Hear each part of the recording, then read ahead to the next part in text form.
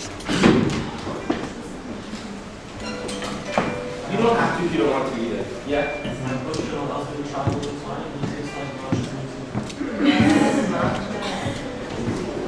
Sabina, how do y'all want to go to the session?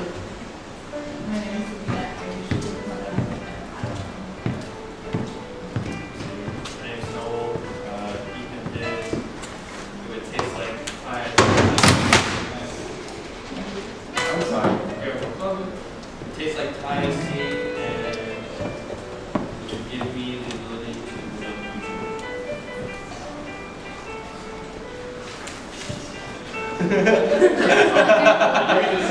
Yeah, I'm just trying to like get it out. Alright, so I'm about to pull up the agenda. Oh, there's one thing that I would be phenomenal if could happen. I don't have any more space on my $30 phone. So if any of y'all would be willing to record the meeting, because I don't think could it make it in 15-minute segments and then email to me to them and I can change that. You already got it? Oh, wonderful. Awesome. Thank you. Are you recording? For sure. Yeah. Thank you. I Okay. appreciate it. You can record if you want to. That's going to be higher.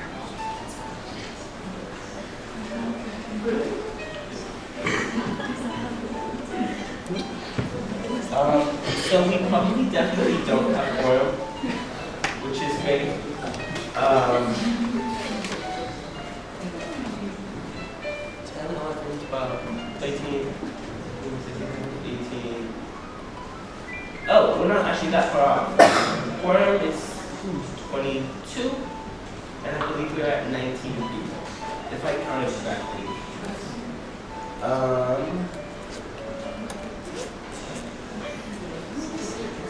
Yeah.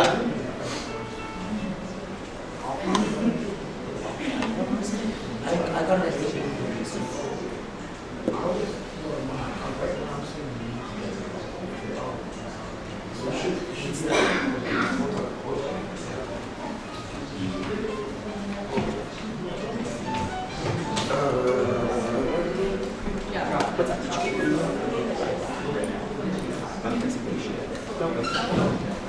I got an email from Alex.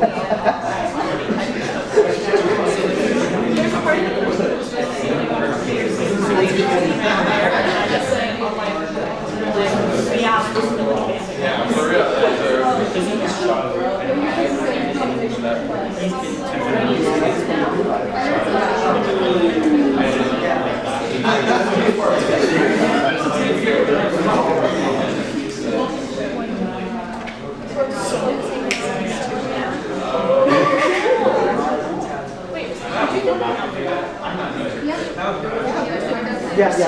I was like that today.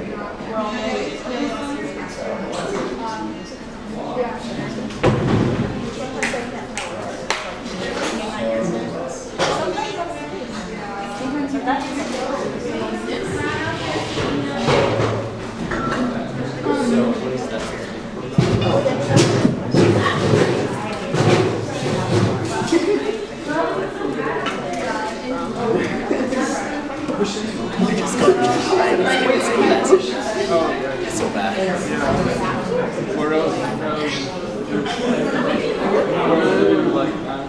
I have only got 30 seconds on Instagram, which is like not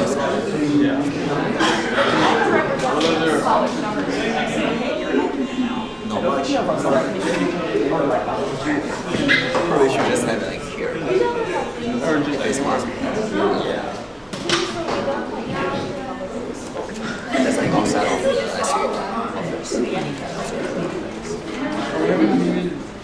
Sorry, I don't know y'all. Yeah, see, there's differences in how each Maybe it's just like email us. It wasn't like a good guy, it was just like, where people like, I don't know, Nobody wants it's to. like a, Yeah, nobody's replaced it. Including most of them. Somebody who wants to.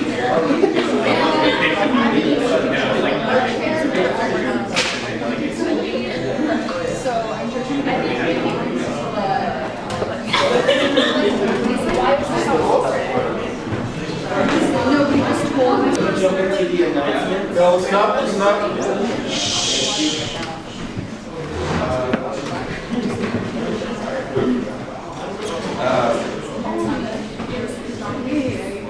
Stephanie, you want to kick us off with the announcement? What's up? You want to kick us off with your announcement? Sure. So announcements. Thank you all. Hi y'all. So if you or somebody that you know or care about or interact with on a regular basis is a part of a registered student organization or any student organization on this campus, they are invited to apply to become a voting member of the Student Union Assembly for the 2019-2020 academic year. Woo! So the idea is that this application just went live today, and it is now being circulated. I sent it to SOAR with the hope that hopefully they'll be sending it out to their entire contact list. And I'm trying to figure out contact information for all of the other student organizations that are not SOAR affiliated. So if you know any of those student orgs, feel free to forward the link that is in this agenda to them so that they can apply. The deadline as it is currently is May 26th, which is this Sunday at 4 p.m. And the idea is that we would be reviewing applications on Monday around 5 p.m. if anybody is interested in being a part of that. But to be completely honest, some of this has been kind of like unilaterally set up in order to get things, to kind of get the ball rolling as quickly as possible. So if anybody has any questions, comments, or concerns, feel free to reach out to myself or Zach or Io or any of the officers in the SUA, and I'm sure that we will be able to get the ball rolling. So we want to get as many orgs as possible applying so that we can ensure that the student organization voice is well represented in SUA next year. So thank you. Thank you.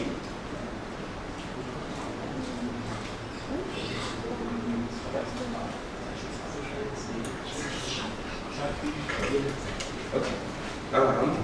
So next on is Sitlali Snapio, so I'm going to just read off her announcement, which is that the Tenants Bites Workshop will be held on May 23rd, which is this Thursday from 6 p.m. to 7:30 p.m. in the Guzman Room of Oaks College Elementary. I understand it's kind of like below the OLC. And then the questions provided and details can be found on this flyer. And that is what this flyer looks like. And I need permission. So I will ask Sitlali about that. Okay. Item 19, which is that tomorrow is the last day of campus voting. Closes at midnight. Please vote and get your people to vote. Go on the floor. Housemates, roommates, that's all the same thing. People that you're friends with, people in your classes, that would be much appreciated. Tomorrow night in the SUA office, unless further notice, there will be another kind of food for voting event. We're going to try and hold it at night, so if people are observing on, they can still get food for voting. So that's tomorrow night, 8 p.m. Try and work like a summary move on that, like maybe some more food juices and some other stuff. Yeah, so there's a few announcements. Again, please send your announcements ahead of time. I understand that this is a new thing. So, yes, you have an announcement? I have an announcement, but also the flyer is in the folder. Thank you. So I can even get you. great. Sorry I didn't send this in advance. I didn't know it would be pretty late until very recently. Just wanted to repeat what I said last week, that SBAC is hiring 3 positions for Merrill, Kresge, and College 10. It's a 2-year position, so if you're in one of those 3 colleges and you'd like $500 a quarter, or you'd like your voice heard on student fees, or both, you should apply. When does that close? It doesn't necessarily close. it's like until appointed. So the sooner people apply, the sooner they can be appointed, but once someone's appointed, then it closes. So I don't have like a direct answer. So is that just kind of, it's like a first come and first evaluated process? Yes. It's through SUSC, so see all these very quick. The link is the SUSC website to apply. Okay. I you know? Yeah. So unfortunately, Congresswoman Maxine Waters was supposed to come this year, but her office just called out and said that, I don't know if y'all have been seeing what's going on in Washington, D.C. right now, but there's a lot of chaos, and they unfortunately won't be able to come, which was supposed to be scheduled for tentatively for June 8th. So what we're going to do now is we're going to be pushing it to October, and it's not going to be, depending on what the officers want to do next year, it may or may not be a fully SUA sponsored event. But I just want to let y'all know that because Congresswoman Waters will be coming until October, we also will be having the Student Union Leadership Summit this year because we wanted to make sure that we can kind of like do a whole thing around Congresswoman Waters and invite all the other constituents of of local government and county government. So we'll be pushing everything to October. I'll be here in October, so we'll plan out events. I'll make sure that folks are aware about it, and we'll ask you all to come out and also invite your friends to come out and have a conversation with Maxine Waters. But if you haven't noticed, Cornell West is coming to campus on May, I believe it's the 31st. It is. It's the 31st. So if y'all are interested, the flyer, I will send the flyer out, and y'all should definitely RSVP and come out and support. So keep that in mind. And lastly, for the SUA dinner, what we're going to do is we're going to have more of an informal thing this year. This week 10, we're going to have a meeting. And in that meeting, we'll have like a kind of like a little potluck. It'll be mostly my office. Most likely that will be bringing a lot of the food. But if y'all want to or can bring food, please feel free. There is no theme right now, but if y'all also have things that you want to do, please do that. But make sure that what's most important is that we have quorum for the next 2 weeks, because we're going to be approving the budget next week, and we're going to be approving the bylaws for this department next week. So we need quorum next week, and week 10, we need quorum as well. We need to make sure that we set quorum for the summer for the next officers, and we just need to make sure that we transition everything properly. So please, please, please make sure that your folks are here week 9 and week 10. Make sure that you're emailing your chair if folks aren't showing up, as well as Zach and I trying to email them. But we need to make sure that folks are here so that we can have quorum and do our business, all right? Thank you. What did you say Cornell West is coming to campus? May 31st. Yes, I think it's 6 p.m.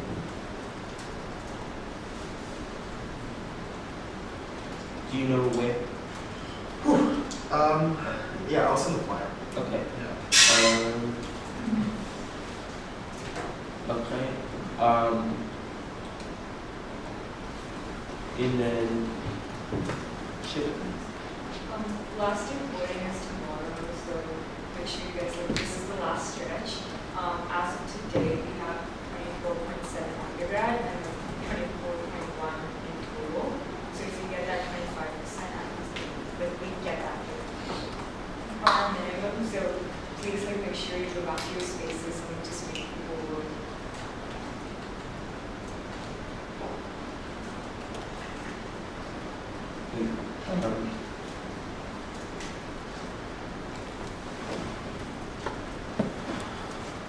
So I believe we still do not have a quorum. So actually, out of all weeks to not have a quorum, this is probably the best week because we're not voting on anything tonight. I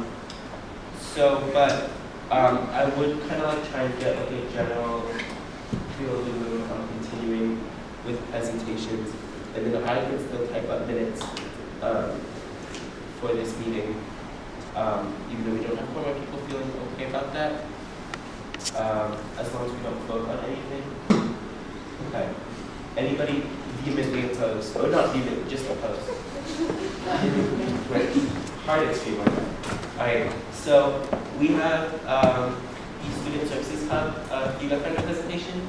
And then I believe we have Alondra Salazar as the speaker on. Thank you all for being here, by the way. Thank you. Hi everyone, thank you for coming and giving us the time to be here tonight. Like Zach said, we're here presenting about the Student Success Facility fee. I'm sure you all have heard about numbers, something too much, so I don't know how in detail y'all want me to go. I can give just a general overview. So this fee is $23.90 a quarter, and it's going to be, if this fee passes, if measure passes, it'll be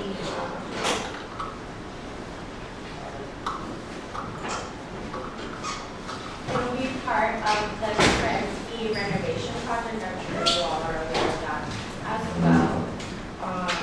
So this fee will be for Student Success Division to secure more permanent spaces for crucial resources on our campus, like the Cove. I don't know if y'all have visited the Cove or interact with the Cove, but the Cove is like in a trailer down by Stevenson, Lopers, and originally that trailer was for part of construction, and they just took it over after. Cabs has, I'm sure you've all seen the different trailers. Again, there's one by Porter, I believe there's one somewhere in Powell. I really apologize. Would you be able to speak up just a little bit? Yes. Yeah, thank you so much. So like I was saying, there's CAPS trailers all around campus. You know, it's not a central location. For slug support, we share that office with the Dean of Students, and it's been growing over the years. So before we used to have 2 slug support managers, and now we actually have 4. We used to have our pantry there, and then we moved it over to Cowell Coffee Shop. We have a number of different student-led initiatives, like Cowfish initiatives, Swipes for Slugs. So we're outgrowing that space, and this measure would help us secure permanent spaces for all of those resources. The measure is very vital because it'll give home to very essential campus resources and house them all under the same roof. This would give programs and use resources the opportunity to grow, to expand, because they're currently confined to the limits they have, such as core caps and code. We're pretty much just out there trying to promote voting, as many people have said, like allowing to vote tomorrow. We're nearly there, so we're just trying to raise awareness of our measure. Yeah, and we feel that this measure is a good first step to begin to institutionalize basic needs on our campus. Unfortunately, this campus doesn't like to listen to students until we show them that we actually need, their support and their services. So I think by students coming together and voting for this measure and having it hopefully passed, will begin to show that we all have these struggles that we face, and we all need a space to come together and productively resolve. So yeah, I don't know if you guys have any questions. I'm here to answer. Yeah. Hi. Are you seeking endorsement or just more clarity? No, we're just here presenting, yeah, just giving more information. I believe last quarter we weren't able to present, or we didn't present. We're just here for more clarification. So the sense that Lucy was that the purpose of this presentation was for us to be able to ask any additional questions that we had primarily, and then get that clarification. Is that's accurate? Yeah. I have a question. I think that we talked a lot. This is more I just want to hear your answer to it, as opposed to I'm not trying to challenge you or disagree with you or anything. I think we talked a lot about the increasing cost of education, and I understand there's the mandatory third of, is it a third one to the 28th? Yes. But then we also talk a lot about the needs for like more student services on this campus, especially like, I don't know, rental fund. What would you say is like, how would you say that this referenda like justifies like the increased cost of education? So this referenda is basically just for the facility, so it wouldn't fund any programs either from CAP, Slum Support, or the code. It's just to maintain the facility. But yeah, and to pay back the loan that was done by the university.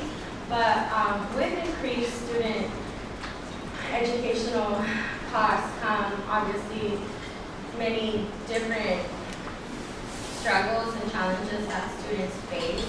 And like I said, I feel like this is an important step in beginning to institutionalize basic needs. Yes, it does unfortunately fall on students, but I do think that it is, like I said, a good first step to begin this conversation and actually show this institution that this is something that we need. Thank you. Yeah, and facilities are incredibly important.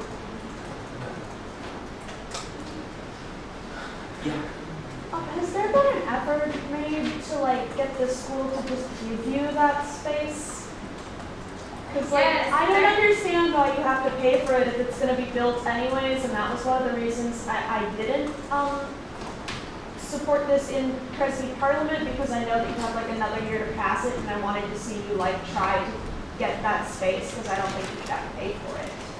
What did you mean by you said that? What did you say? Well, because you said that like there's a loan you have to pay back. Yes. So like that means they're not just letting you move in, right? Right. Oh, okay. So the point that I was going to say. So you said that they're going to build it anyways. So what they're building is new academic buildings and new dorm buildings for Kresge, and they've just offered this space to the Student Success Division. And yes, ideally it should be the institution, like I said, being responsible for students. But this is like a similar framework, like to use OPER, so again, it's like a facility fee. And again, like I said, it's just for building maintenance, not necessarily the programs. But yes, we have tried to expand our services, secure other locations, and with no avail, which is why, again, I keep saying that I do feel that this is an important first step in institutionalizing basic needs, because this can show the institution that this is something that students want. But like, I just don't think you should have to pay for that space. That just like frustrates me. I'm sorry. Yeah, no, that's definitely. No, we definitely agree. Yeah, and it should be the institution's responsibility to implement these spaces and services for students. However, that's not the case. So do you know exactly what this space will be used for if this fee doesn't pass? No. If the fee doesn't pass, it will most likely be given to another division on campus. Yeah. Will that division also have to pay for it? Yes. So I don't know if they can ask the division with more money. If the fee doesn't pass, it'll be offered to another division, and it'll be the same thing. So yeah, like she said, if the fee doesn't pass, we do have another year to try again to put it on the ballot and then hopefully get it passed.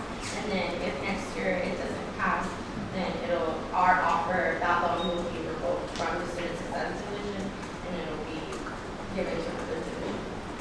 I mean, I just want to say, like, as a Kresge student, I'd love to get in touch with you and like try to see if we can put some pressure on them to give you that space. Yes, I would love that, yeah. I think students working together, like I've been saying, is the most effective way to get the institution to actually listen to us. Is it alright if I give email contact to your Yeah. What do you think is like the viability of like, I don't want to put you in a weird position with this question, right? Because I know y'all are like have worked really hard to like get this past this year. if this was something we were to pass this year, do you see it as viable to, that the university would find like a different funding out? Like, this is not a well-articulated question, but what I'm saying is if for some reason this were to pass this year, like, do you see it as viable that there would be a chance that you would have to like pay for it? Like via like paying the university to use university space. Do you get what I'm saying? It's not a well-articulated question. I don't think that is viable at all, simply because it is a lot of money, $15 million. I do know that the university does forgive departments, like for example, they just gave TAPS a $3 million forgiveness. I don't know if they would, that would be amazing if they could give that space to us, but I do not think that is viable.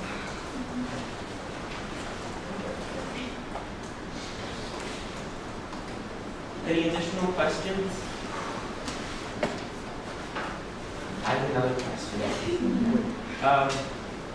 Is there student oversight on the actual like spending of the money collected from this scheme?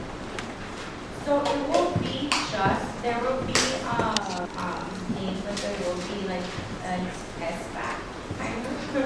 Yeah, and they'll be like maintaining, they'll be in charge of where, along with staff members, where that funding is placed. But again, it will just be for maintaining the facility, like the building.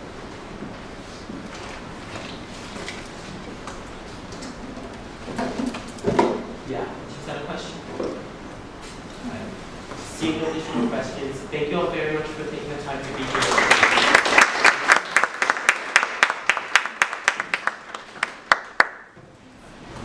Up next, we have additional budget revisions.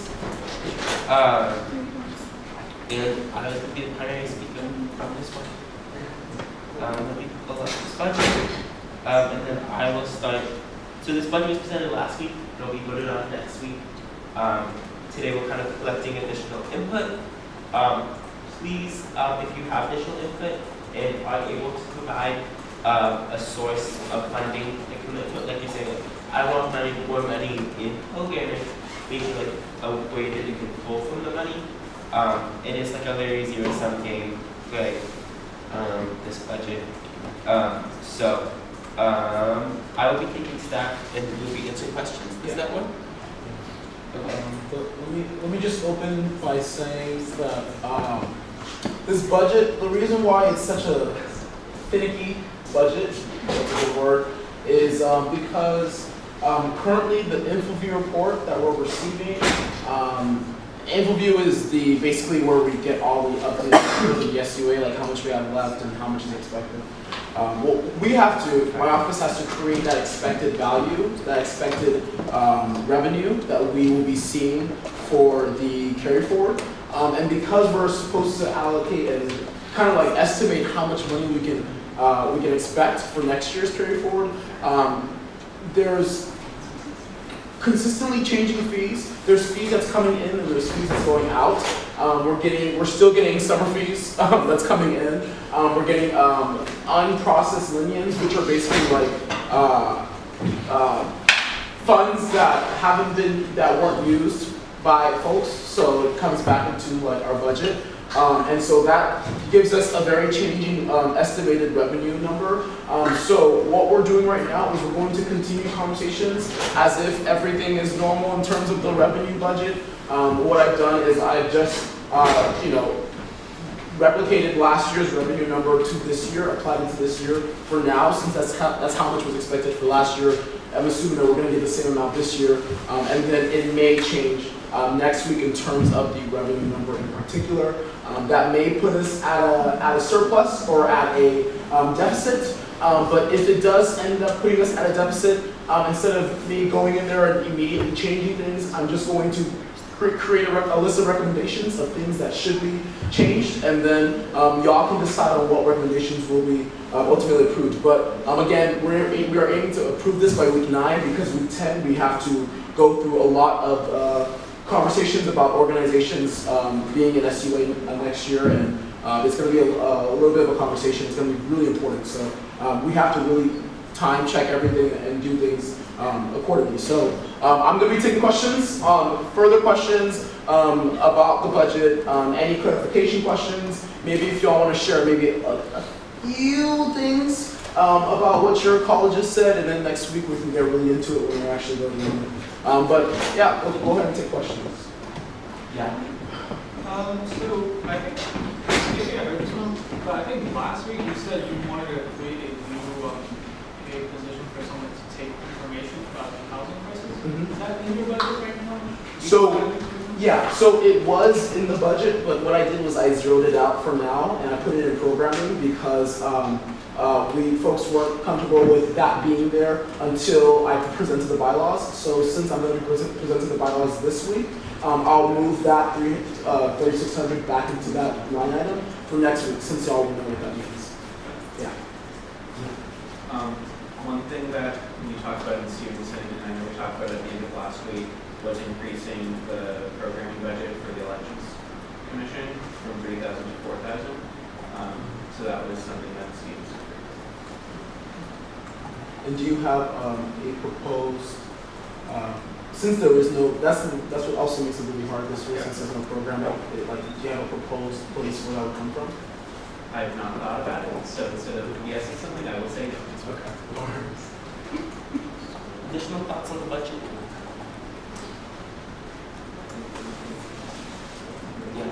Just as a question, to take back on that one, where do you suggest that we could, where do you see places where we could pull money out of? What is more flexible than other places? Yeah. Okay. So this is a very complicated question. I'll do a simple answer. So number one, we can't pull it out of pay because pay is basically like the budget that money comes from pay is different than from programming. So I would not advise to pull anything or touch any kind of pay at all. Well, pay that's the same. Pay that's been increased, y'all can talk about that. I would say the only place that I feel like is a little bit flexible, for me personally, I prioritize SOFA because I ran last year on increasing funds for organizations, and SOFA ensures that the money in SOFA is solely for student organizations across campus. So I've increased that by almost about $30,000. And also that's where all the funding requests are going to be coming from, going to next year, into SOFA. So if we were to take money, I think we could take a little bit from SOFA, but I wouldn't recommend taking more than 5,000 from SOFA in total because I just think that all organizations are going to need those funds. Other than that, student organizing travel, I wouldn't recommend it necessarily, but also that's an additional line item that can also be a part of the SOFA number. So since SOFA will be funding organizations in general and it's for organizing travel, organizations can still have access to some of the money in SOFA instead of the organizing travel, so that's an option.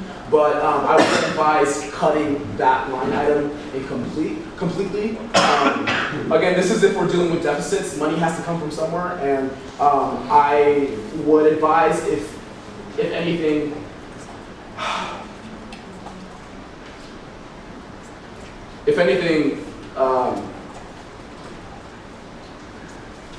yeah, it's a hard question. It really is just what your priorities are. And this conversation is going to have to be a conversation next week about what the most folks' priorities are, and that will ultimately win. Yeah, I know it's a difficult question. Next I have Bella.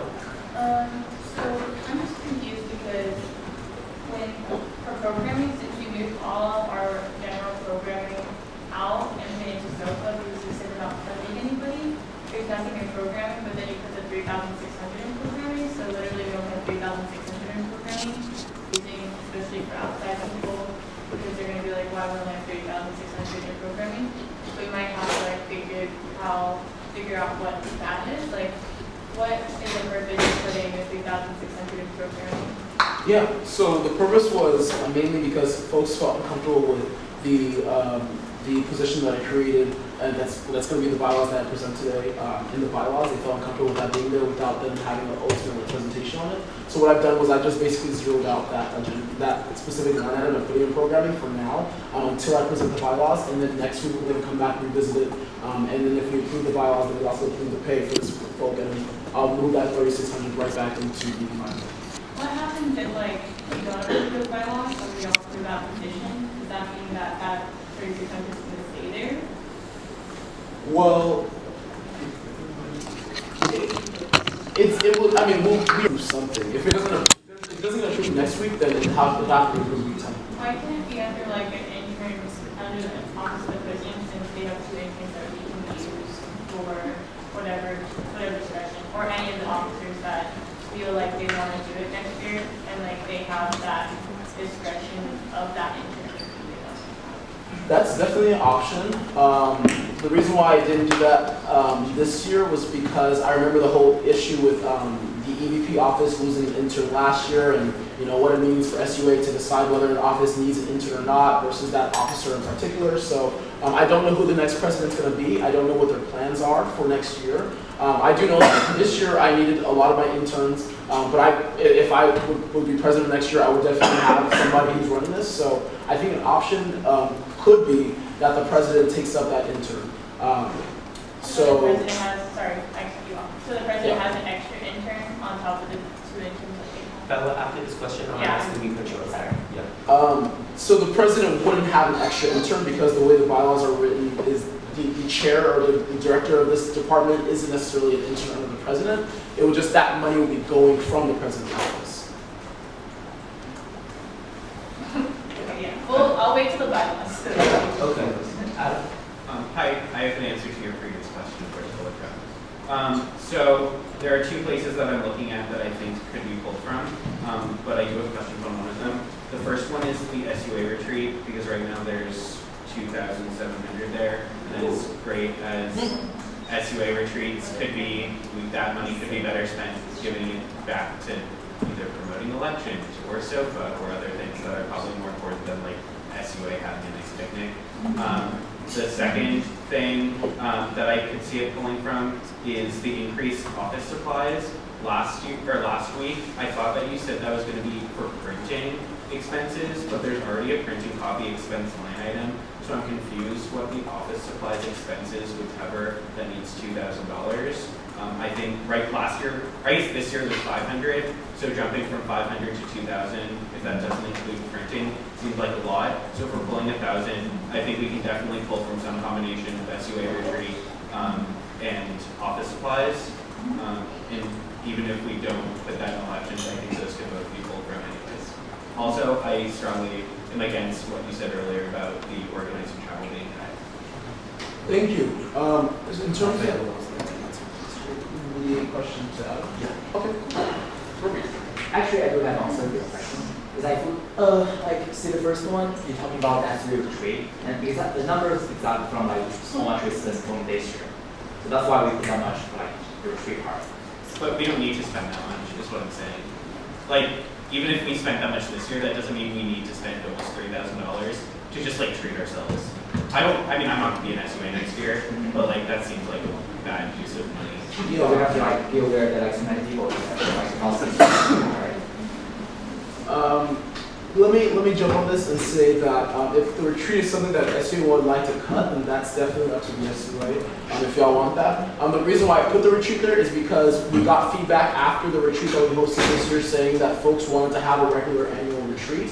The services that we used this year, fortunately, we were able to get a lot of them waived, but it was going to cost about that $2,700, which is how much it costed this year. So we kind of just made and the change from the dynamic, the atmosphere. It's not just the a picnic and relaxing and having fun. It's also like folks getting to make sure that they know each other, that they're comfortable with each other.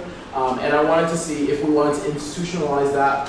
But if y'all want to take that off, y'all can also take it off. Again, it's really what folks want to prioritize the most for next year. So yeah. Thank you. Follow up. I have one more question on that, and we have just 2 more minutes, so I'm going to keep it going. But I got you on that. If we extend time. Take one. Yeah, I think more of a structural question. I know people gave recommendations last week about the budget. Are we not supposed to see those recommendations this week? Because if we're supposed to vote everything next week, while we get all the final recommendations next week as well, I'm confused with the process of the budgeting. Are we voting on the budget next week? Yeah, so the budget stays the same. Nothing changes within the proposed budget because that's the budget that everyone is aware of and has access to and can go off of. So recommendations are mainly for folks in the space to start thinking about the ideas, whether they want to vote on it or not, and then folks will come back and vote on it. The list of recommendations that were given, we do have that list of recommendations, but we're not inputting anything or changing anything of the budget in particular until folks actually motion to change something, and then we'll go through there. Well, I guess the reason I'm confused is, shouldn't there be a second tab, like proposed budget for next year? I think the reason I'm confused is because if we're giving all the recommendations next week, everyone's to vote on all those changes next week to confirm the budget. That's why I'm confused. Unless I'm not making any sense, I legitimately want clarification. We're voting on it next week. Shouldn't some of the recommendations that we gave last week be on this week's budget? Because I'm going to vote on all the recommendations next week without checking in on our spaces on proposed recommendations. Yeah, so basically, the recommendations that were given last week aren't necessarily, the reason why there's no proposed recommendations for those is because there was multiple recommendations for like specific same line items. So like, oh, recommendation for taking out student travel here, or recommendations for taking out programming here. So there are multiple different ways that people wanted to take out the money from different from the same line items. And because there are so many different ways, I just said, okay, let's just take down all the recommendations. Because there's no point in having a million different SUA budget drafts of different small changes to specific line items of recommendations. So how we're doing it is we're going to send out those recommendations again, make sure that folks know about the recommendations that were talked about last week and this week. And then next week, or throughout the week and next week, folks can take it back to their spaces. They'll have the actual physical email of the list of recommendations people were proposing. Folks will talk about it in their spaces and then come back next week to vote on those recommendations. Can you send it out tomorrow? We'll send it out. Yeah, because the first meeting is on Thursday, so yeah, it would need to be next month. No, oh shit. So it would need to be tomorrow, yeah. No, there's a holiday this Monday, so I don't know what the hell the Monday students are going to do. Oh, it's Memorial Day. Yeah, so Monday students, so have fun. That's my first recommendation. Yeah. Secondly, I don't want to have the culture of not moving things from SOFA, and the reason why I say that is if you double each of the line items for every quarter, which is actually really great, but if we have to take a couple of grand out of each to move around certain places, we kind of have to. I don't going to be a don't touch SOFA at all culture here, because we have to move certain things around for the budget.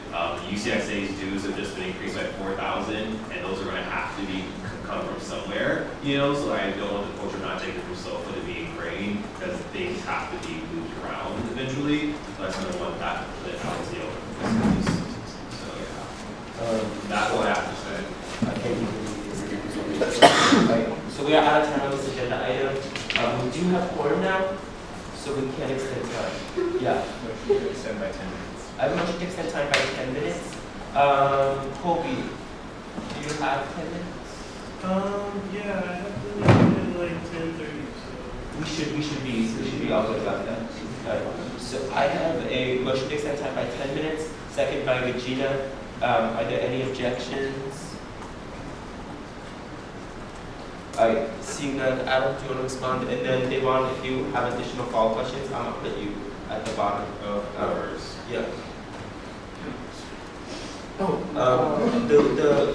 You want to respond to the notion of being responsible about taking from SOFA? Oh yeah, the reason why I hesitate to from SOFA is because the amount of money that we spent on organizations, at least this year it was a little bit less, but take into account the $61,000 that was allocated from SOFA and then the $24,000 that was in programming, we've essentially spent about close to how much money I've allocated in SOFA, generally around $75,000 to $80,000. So we could take money from SOFA, a little bit of money, but I say a little bit because technically how much money that we spent on organizations this year, we should ensure that all these organizations can also get that money next year. So I wouldn't take anything less than what the ask was from this year from organizations.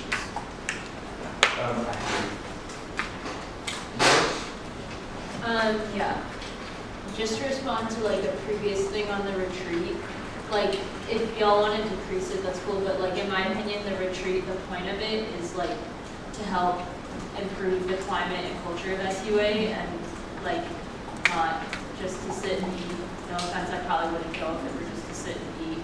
I think the intention of it was like to help make SUA a safer space, and if you can think of other ways to make SUA a safer space, I think that's a great idea. But for now, this is sort of what the solution that we've come up with is, not necessarily the solution, but something to help. So that's my opinion. Sabina? I was just gonna say, going on to that other retreat, like just from experience, many organizations do retreats, and retreats are super important, but needing money for retreats is not something that's generally necessary.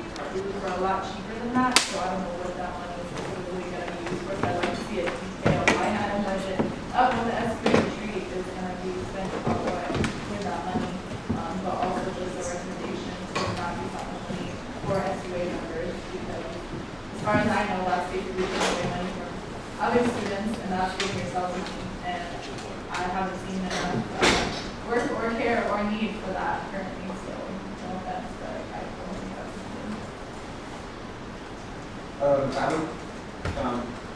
So I have comments, but before I give them, I'm a little confused about what we're doing right now. So if we have a change we'd like to make, can we motion to make that change? Or are we just like commenting and then re-talking about stuff without actually changing? So, my understanding is this is mainly like a comment / question / recommendation session.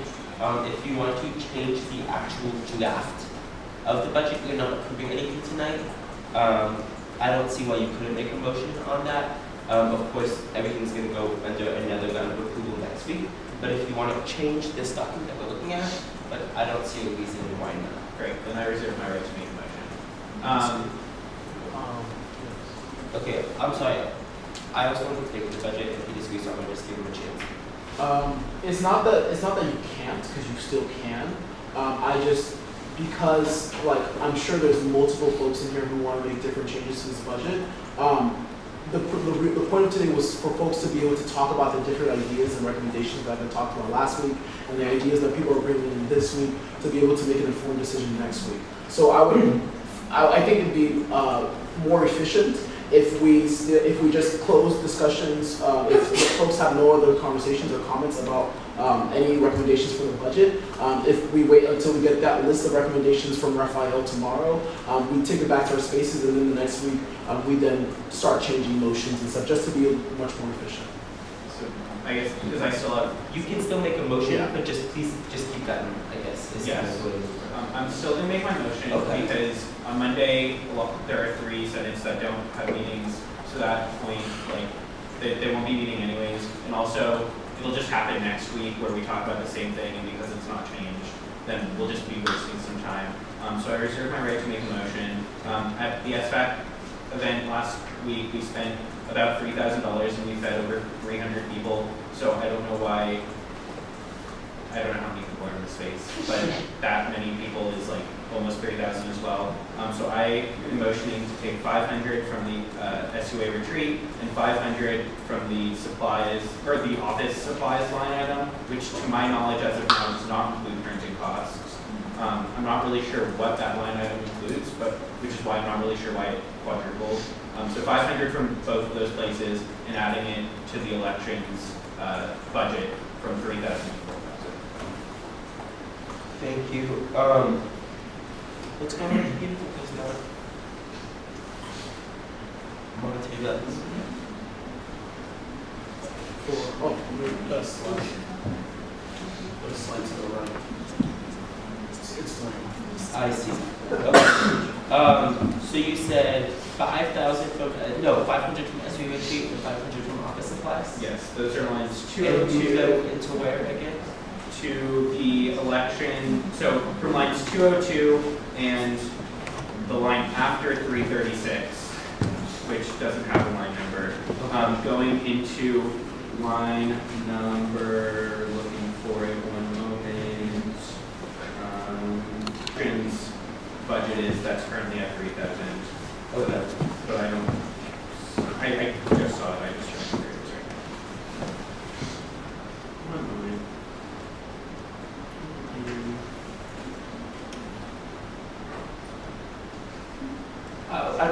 line numbers. Very good. Alright, so I have a motion by Adam to move 500 from SUA office supplies line item and 500 from the SUA retreat line item, and have an increase in 1,000.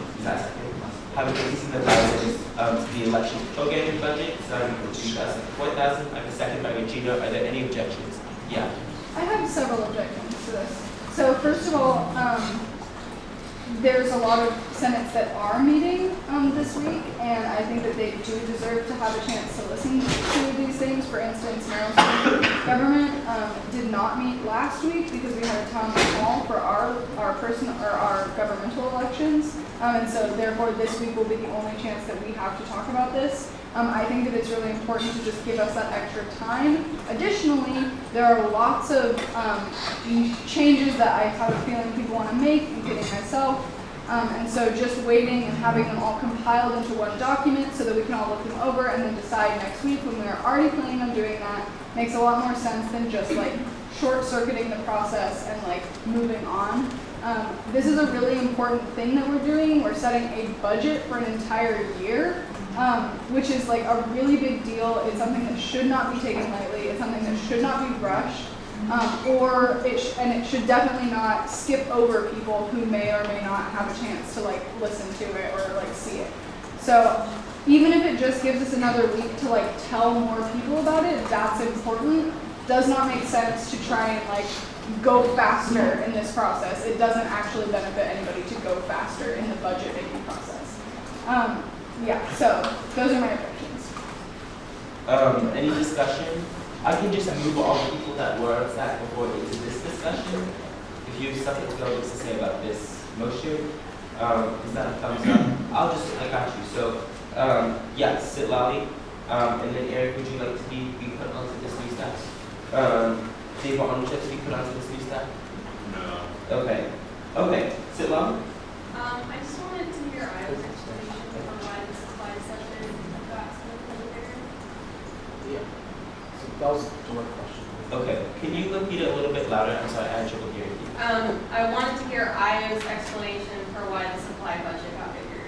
Yeah, so the reason why the supply budget got bigger was because what we realized is the supplies, office supplies that we have in the budget is actually not just for the SUA officers or interns, nor the SUA members. It's actually available to all undergraduate students here at UC Santa Cruz, and we see a lot of students, a lot of familiar faces in this room right now who utilize our resources a lot. And so because we've gone over budget this year, my office has had to cover from about $500 for going over budget, specifically just in that office line item. So I understand that I did talk about printing and copy expenses, and that is definitely important to take into consideration. The $3,000 that we have right now should be good for printing and other copy expenses. But in terms of just like materials for the SUA, materials that's available to all students, I wanted to make sure that, number one, SUA can continue that resource availability for students so that we don't just say, no, you can't use our materials because we don't have enough money. And number two, yeah, I just wanted to make sure that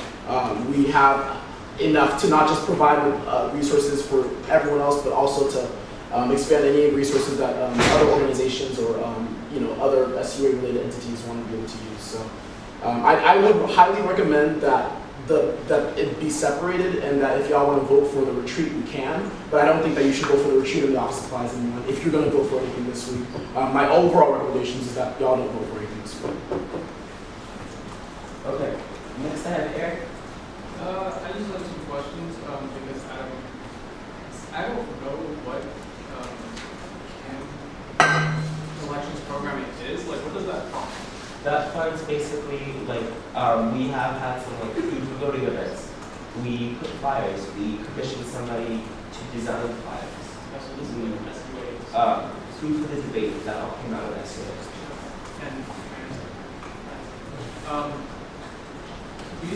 It looks at the bottom that we are negative $4,000 on this budget. So I don't know if we're gonna pull money out. I thought maybe not move it around, but just not be in the red. You can. I don't ever want to ever say this in public, and I hate saying this in public, but don't disregard that 4,000 because right now that number is going to change next week. It's either going to go a lot up, we're going to have a lot more money, or a little bit more down. So for now, we're going to operate as if this is a set budget. And yeah, so I would disregard that until next week. Yeah. I really hate saying this, but I want to like make one like recommendation for everyone. That we have 2 budget meetings, but no one show up for both of them. So just, you know, I don't like saying this, but yeah, come to the meeting and make real changes. Shivaka? I just wanted to point out that coalitions and eventually meet on Thursday. Next week we are meeting on Thursday, so you mentioned the week, so that's fine. And then I do agree a bunch of those conditions that it's more about even design on it right now. But office supply, I'm also a technician, and I was looking to imagine they don't have like basic supply like camera or like just we're using like our own devices, so like I feel like office supply money could potentially go for like buying something, so maybe potentially taking it somewhere else, but I see the Anna? I would like to ask, like, what we spent that retreat money on that cost that much? I don't understand. Like, you said that you got the number for the retreat from what we did this year. What did we do this year that cost that much money? Yeah, so I can provide a breakdown. I'll email it out to y'all. But remember, we didn't actually spend that money this year because we were able to get a lot of that waived. And we assume that if the SUA can't get a waive next year, that will be the total cost. But I'll send the breakdown to y'all. I think people left out staff, we are out of time again. Yeah. I wish they spent time by 5 minutes. Second by Shivaka. Are there any objections? I see none, Vijita. Can you just tell us what that money was now? Because like what happens? Like I wasn't here in the fall, so I don't know. Did y'all do a retreat? What was the deal with that? What was the intention? What was like The retreat? Yeah. So what was the intention for the retreat? What did y'all do that cost that much money? Well, like I said, I believe the SUA we paid less than 500 or so from my items, but it was for the SUA. It was right after fall quarter, and we wanted to make sure that it's from conversations with the concert and from discussions with folks feeling comfortable in the space. We wanted to make sure that we can kind of like start off in a brand new way, or create foster relationships between SUA members. So we hosted a retreat for the entire SUA where we did team building exercises. We got to learn how people communicate, how people think, and also like what their passions and intentions are just generally in the space. And so ultimately, I believe that it built a much better SUA space than the previous quarter. But the money was mainly used for the actual proctor and the proctor's interns, who are also UCSC students, to actually facilitate the program, as well as I believe that money costed for food and for the reserving of spaces and for other materials. But a lot of that was waived this year. So. Check the time. Adam? I have a few comments. First is with regards to Senate's meeting. I guess I have 2 conflicting views, but both leading to the same outcome, which is that, like, I know for Stevenson, because I'm in Stevenson, like, we talked about the budget last week, so, like, talking about it again wouldn't do us good. I don't know for everyone else if you did that in your Senates, whether they met or not. So that's, like, from my perspective. But also, if it does sound like a lot of the meeting, which is why I think presenting an updated budget to them would be better than presenting a budget that isn't as updated. Like, if we have all these comments, why not make them now, and then like we can present to them the updated budget so that we're not changing things while we're voting next week, because then we're not getting our Senate's opinions. So I guess like both sides sort of conflict with each other, but they both lead to the outcome of changing it now. And I'm still confused on what the office supplies were, because like I get that like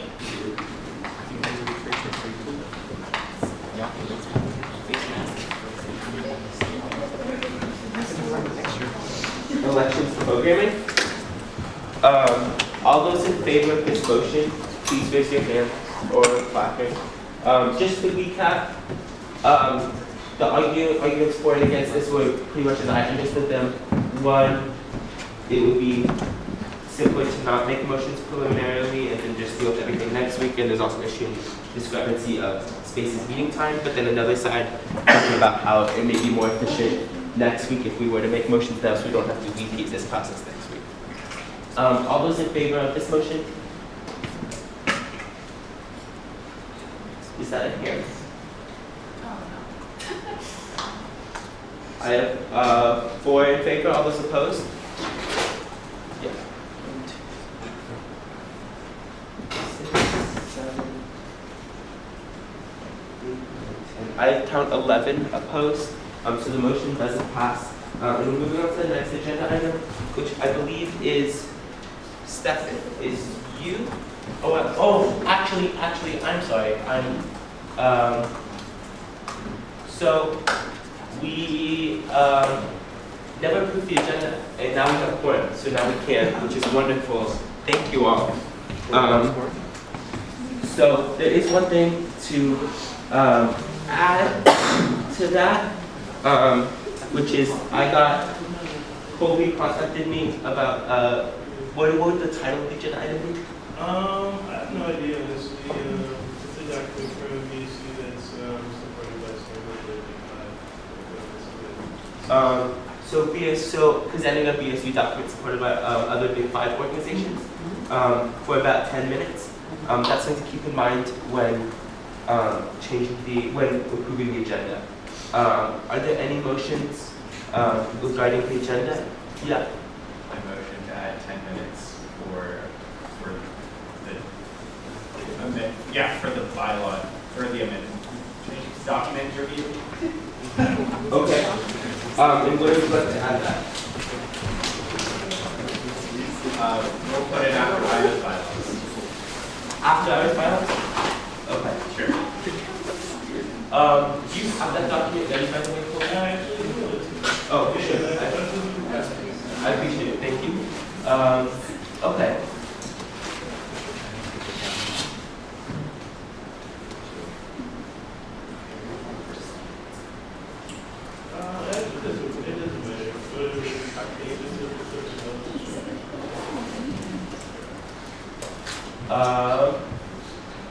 What that's probably going to look like is we'll be doing that at probably about 9:50. Is that 9:55? Is that too late? 9:55. No. Okay. Wait. Yeah. We can just move it ahead because all of the last 3 presenters are from the space. Yeah. I mean, you're also from the space, but if you need to be leaving, then okay. like, So I'm willing to stay longer. It's fine.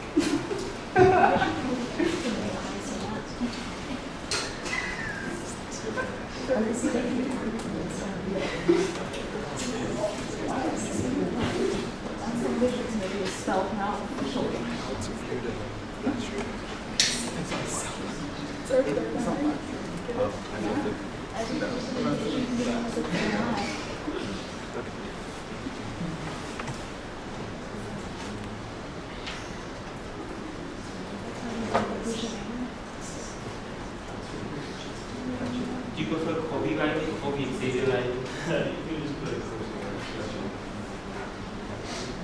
Alright. Any motions regarding the updated agenda? Oh, we need to change these times.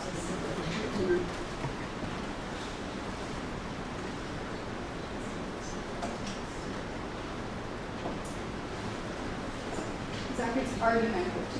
I know. That's just in theory.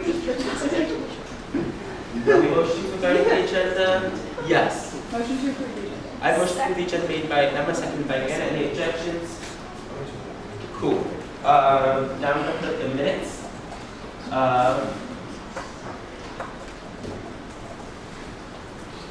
These are those minutes. I motion to approve the minutes made by Eli, seconded by Aslan. Are there any objections? Seeing none, motion passes. Colby, you have the floor. Hey everybody, I'm just gonna pass out a document. I'll give, you can pass it around, sentences, actually I don't have it. But basically before I read it, this is a document on SUA's like performance this year, and like as we transition to a new board, we start to look forward to the next year. We want to be more active in like administrative processes and like take more agency in regards to the change that we want on this campus. So with that, I will read this document. Is there anyone that's hearing heard that does not have this document yet? We want it for sure. It'll be on the shared folder in like 3 minutes. Okay, for sure. So to SUA officers and representatives, it has come to our attention that a committee for housing and security is being created in which BSU and the other big four headquarters would have voting power. While we are excited to see this issue being tackled, we are severely annoyed with the formative process. We, BSU, with direct communication from the big four ethnic boards, were not included in any discussion regarding the structure nor the bylaws. Furthermore, BSU in the Big Five waiver is being volunteered without offering or receiving any sort of consent to do so. The requirement stated by SUA for BSU to rejoin in order to have power within this body is a forceful and political ultimatum, especially when none of the other Big Five boards were given the same choice that we were. We have therefore been put in an uncomfortable position that in turn makes us feel like a pawn and a gatekeeper for the other ethnic boards. Part of BSU's decision to leave SUA was to stand in solidarity with the other Big Four, which have withdrawn due to the space's toxicity and poor community representation. We appear flippant and disloyal to our accomplices when we, unbeknownst to the other orgs, are essentially forced to rejoin 2 to 3 weeks after resigning just to provide for our community. We, BSU, acknowledge that the idea for the Housing and Security Committee and the scholarships have been tossed around, but an official follow-up meeting with any type of progress has never taken place. Ultimately, this feels like yet another attempt to take credit for the unpaid labor we, as students of color, constantly incur on a campus that forces us to provide a plethora of resources to our community due to the intentional failure of administrators to properly do so themselves. It is on this last point that we stress that SUA will not continue to take credit for nor request labor from its communities of color without compensation. We are disappointed and frustrated that we have to continue to fight for respect and transparency from admin in our university, but also from the student representatives in this space too. In response to the poor historical and contemporary performance of SUA, the Black Student Union has created a set of demands that the current and future SUAs will follow through on. We, BSU, demand that the approval of this body be postponed until proper solicitation and discussion with the Big Five takes place. We, BSU, demand that the money designated to this body be protected, set aside until the committee's completion. We, BSU, demand that SUA create/plan more positions in administrative spaces so that more students outside of SUA can advocate for their communities. We, BSU, demand that future SUA officers must have a minimum of 3 meetings per academic year with the Big Five boards. This document is endorsed by Liz, by Nina, and Richard. That's it. Any questions? Yes. Any questions? Yes. So I don't have a document in front of me, so. Adam should also be on the shared folder. Just that. I've not been in SUA this year, so I don't know everything that's been going on. So if I say anything that's wrong or whatever, just like let me know. When you say the approval of the body be postponed, what do you mean by approval of the body? So it's my understanding that bylaws for like a position, bylaws for a position and bylaws for a committee were going to be presented here. Those bylaws, I'll speak from the as BSU, like we haven't been a part of that process to create those bylaws, and none of the other Big Five has. And like if we have voting power in an institution that's being created now, like as students, there's no reason why we should be like in that discussion with information. So when you say this body, it's the Department of Student Housing, not SUA. Okay. When I heard it, I was like, oh, this body isn't SUA. That's it. Eric? Two questions.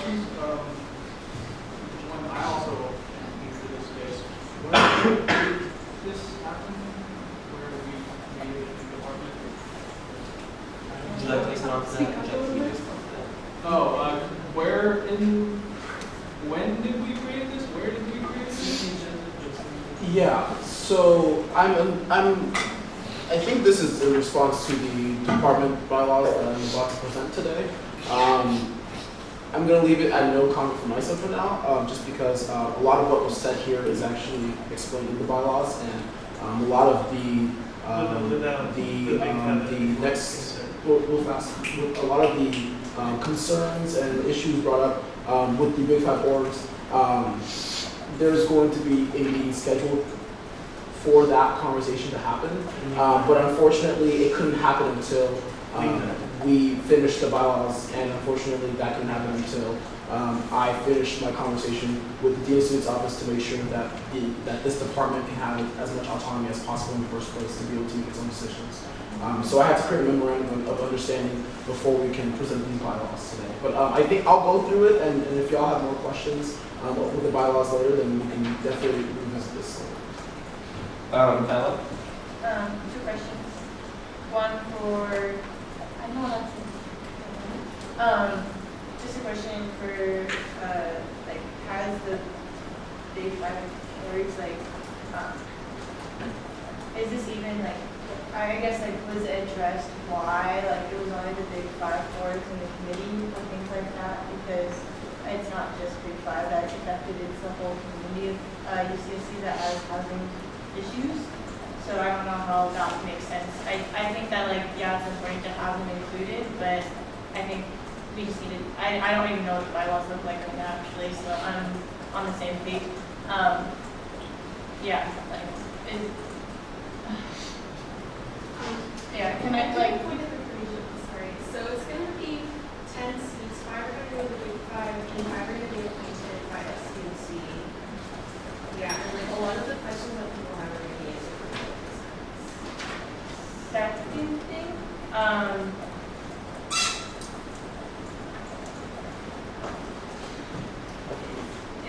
yeah, I guess I'll just wait till the bylaws.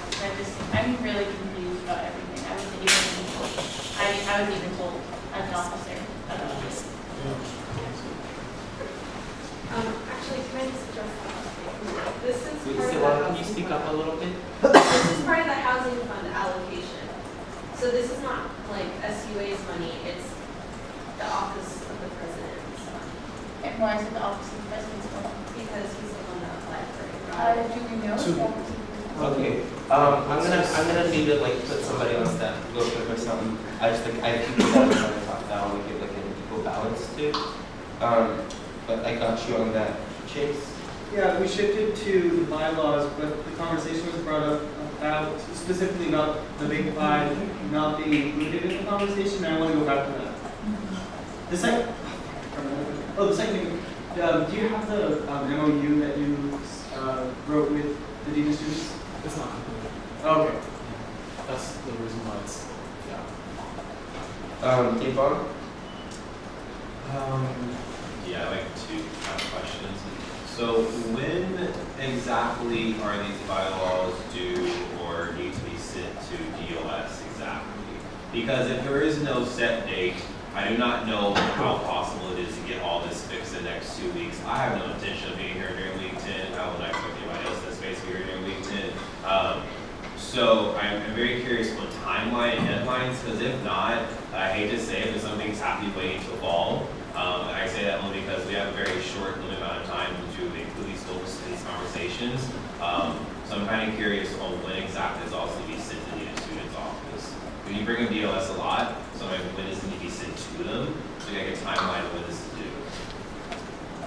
Yeah. So this structure does not necessarily have a specific deadline, but starting July 1st, these funds need to, they're supposed to start being utilized in some format, because the proposal was written and the UC Office of the President in particular gave this money to currently the SUA in total, because that money is going to be, because it has to be reported on how that money was used, and also because we already released it out to the student body saying that these resources will start to be in effect by fall, and also because these bylaws don't take into account the fact that we have to create a whole data collection system of how we're going to be collecting all the data for students who are going to be receiving these resources, and that has to be done over the summer, which means that we have to have somebody on that job over the summer, which means that we have to have some part of the bylaws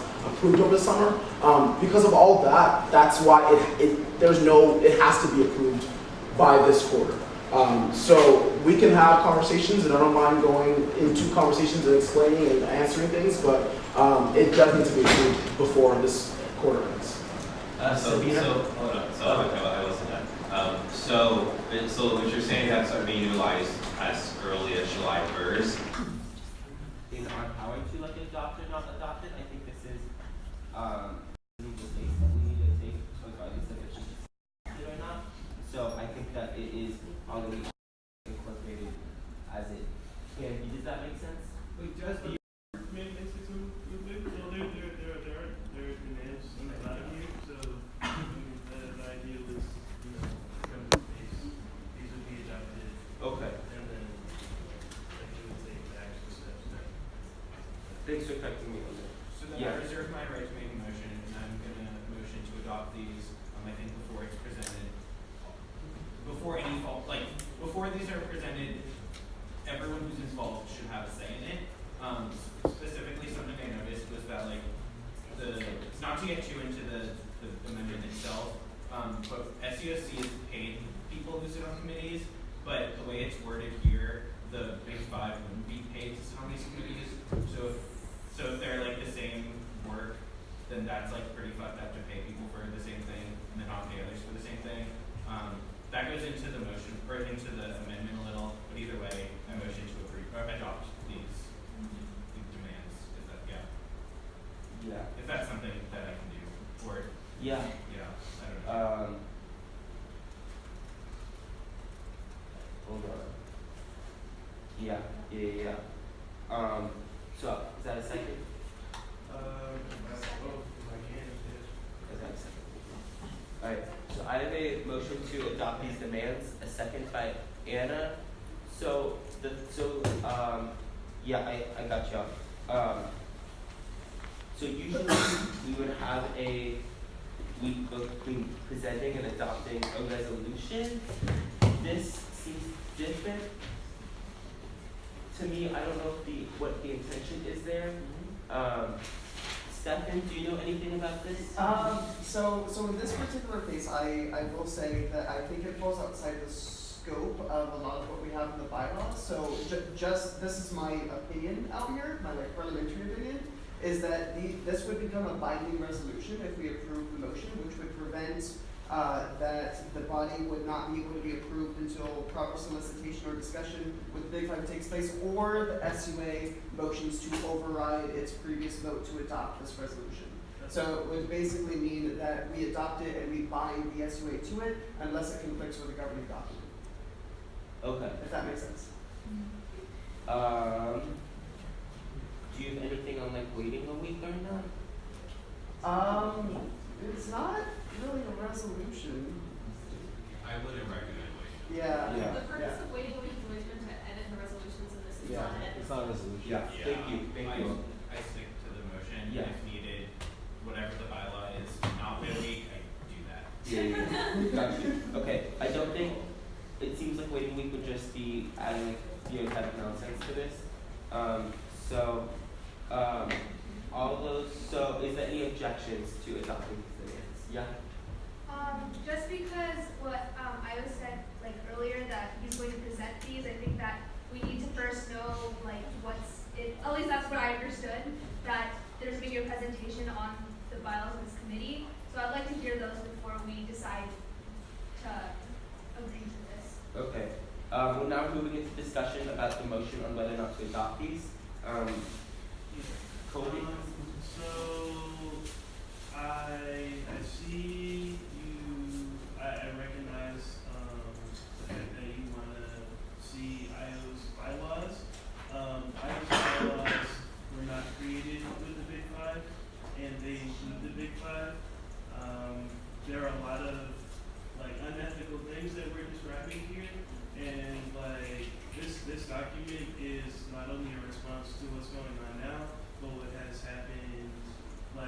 year, from my experience, and this is also a document to set us up for success, and then in the coming years.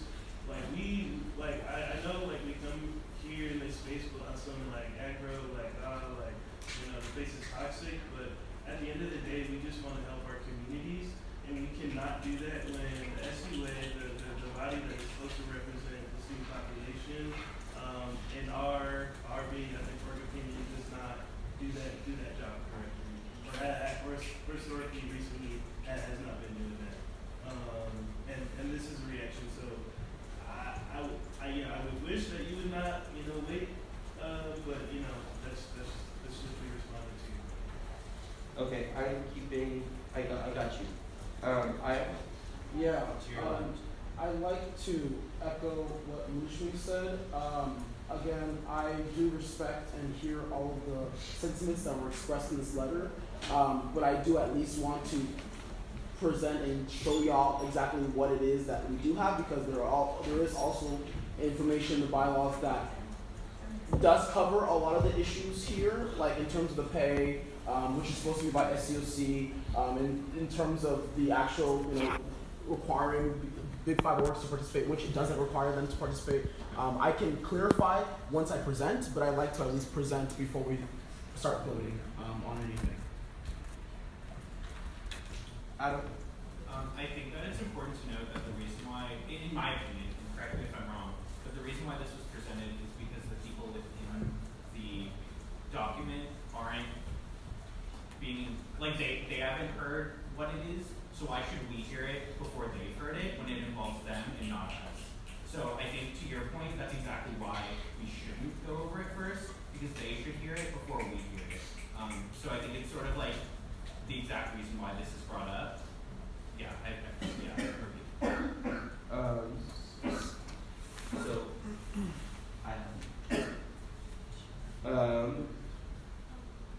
Point of information. Yes. So, I'm a little confused because I'm new to the space. Yeah. But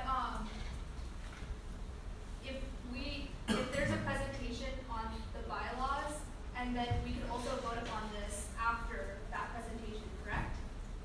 So you all can motion to table, which is that you could move it after that, to vote on this after that presentation.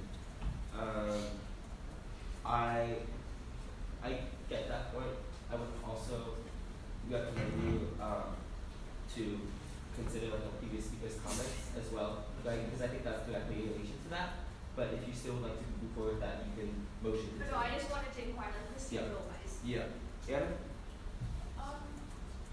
Yeah, I think people have summed up what I was going to say pretty well. I just think that, whether these bylaws are good or not, I don't really think it's about what we think of the bylaws. That's not what we're discussing here. It's about, how they were created and how we're treating student orgs.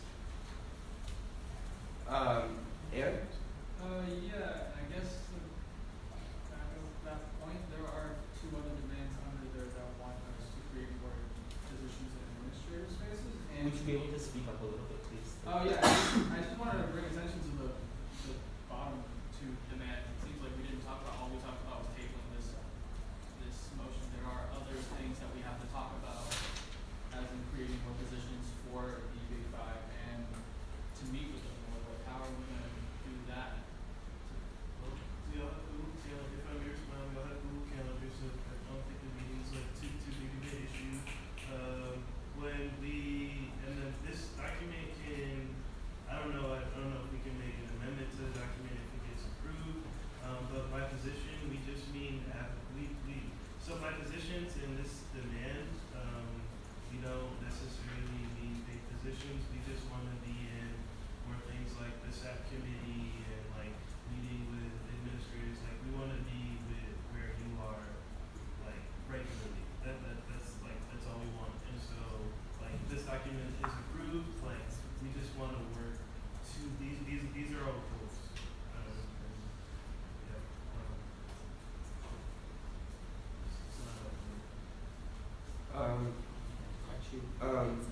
Regina? Yeah, I feel like it's really disrespectful to hear the bylaws after the present. We shouldn't be hearing them at all, because the point of this document is talk about how terrible the process of creating this bylaw was, right? Like, and I feel like the point on here about meeting with administrators is just like, y'all met with the students to talk about this, and then you didn't include the BSU in that conversation, and that's super disrespectful that you just like are putting all these responsibilities on them, and then didn't include them in the conversation, and even ask them if it was okay to put all these responsibilities on these organizations. And so, like, I think that in the future, we need to create a process so that if you're going to include organizations in something that you want to do, then you have to actually include them and ask for their consent and ask if that's something they even want to be involved with. Like, it's like that's great that they're involved, but did they even want to be? Did you like ask them? And like, if you met with the students about this, then why weren't they included in that conversation? Why weren't they in that meeting? Why weren't they reached out to? Right? So like, we shouldn't hear this, right? Because it's literally garbage. Because these organizations weren't included, and all the weight of this bylaw amendment file falls on them. It doesn't make it like, please make it make sense. Like, So we're out of time on this agenda item. I have 1, 2, 3, 4, 5, 6, 7, 8, 9 people on staff. Yes. Sit loud. Do I have to make a motion specifically about having a motion of something else? Now would be a time to make a motion about time. If we don't extend time, we're still going to vote on the motion on the table. Okay, well, I motion to extend time by 10 minutes. I have a motion to extend time by 10 minutes. Is that a second? Second made by Sitlali, second by Bella. Any objections? Yeah. I honestly feel like we're just circling the same point over again, and honestly, I have a paper to do tomorrow. So, We are going to call the question if we don't extend time. So that's kind of Oh, like, okay, yeah. then, never, dang it, I take it back. I didn't know you could do that, so. We're good. We're good. Okay. We're moving into a vote now. If you want to spend 10 more minutes on this, please raise your hand. If you don't, we'll move directly into a vote and then on to the next agenda item. So, all those who want to extend time, I have 1. All those who want to move on to the next agenda, move on to the next agenda item.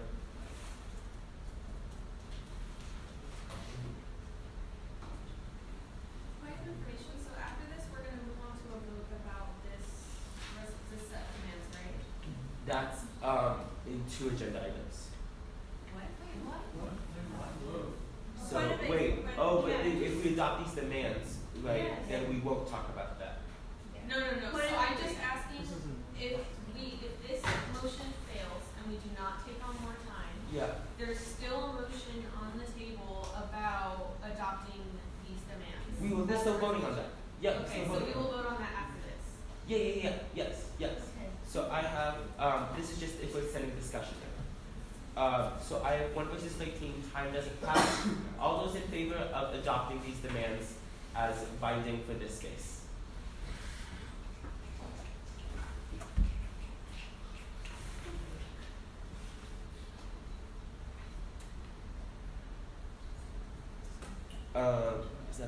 I have 26 in favor, all those opposed? point of clarification. Yeah. So I was filling in for Cameron, and then we both just Oh. voted, so take one of our votes out. 25 in favor. Sorry. Yeah. I no longer have that agreement. Alright, seeing no opposition, the motion passes, these are binding.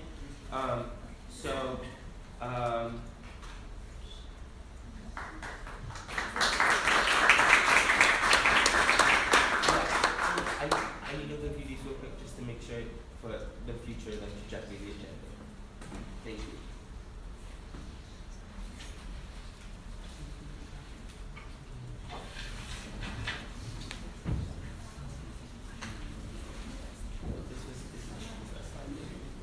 We decided to do this extension.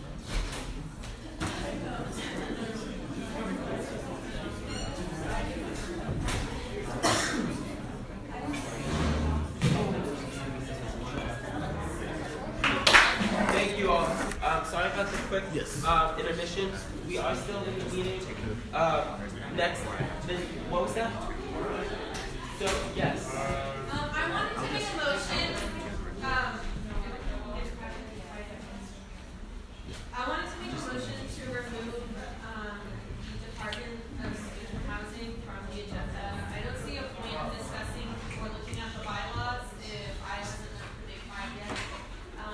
He needs to meet with them, and if they want to make changes to the bylaws, then we would have to revisit the bylaws again later. I just really don't see the point of having it come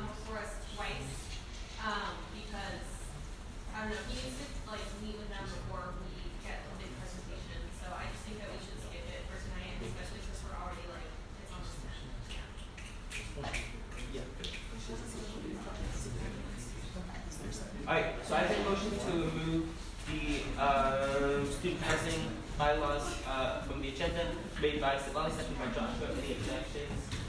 I have an objection. I want to be able to get this out and present it also because technically I can present it next week once we've had discussions with the Big Five orgs, but seeing that there is a particular issue with the Big Five orgs being forced to do something and seeing that the bylaws don't necessarily do that or force that, I just think that it should be fine to present it today. And then, like, with the one specific issue with the Big Five orgs having to do anything, that can also be covered and explained in the bylaws. But I just don't see how we can say that we don't like certain things, but then like we still don't even hear what was said.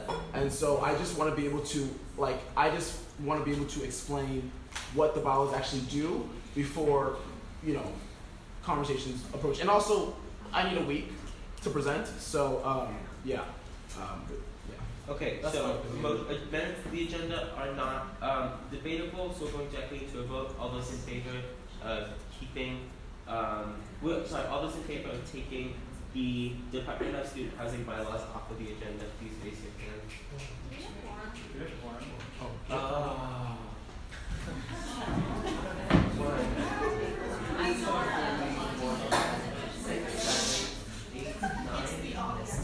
I don't have anymore. 12, 15, 14, 15, 16, 17, 18, and yeah, we're good. Okay, so all those in favor of taking it off of the agenda? 1, 2, 3, 4, 5, 6, 7, 8, 9, 10, 11, 12. 13 in favor, all those opposed? 5 opposed, taking it off wins.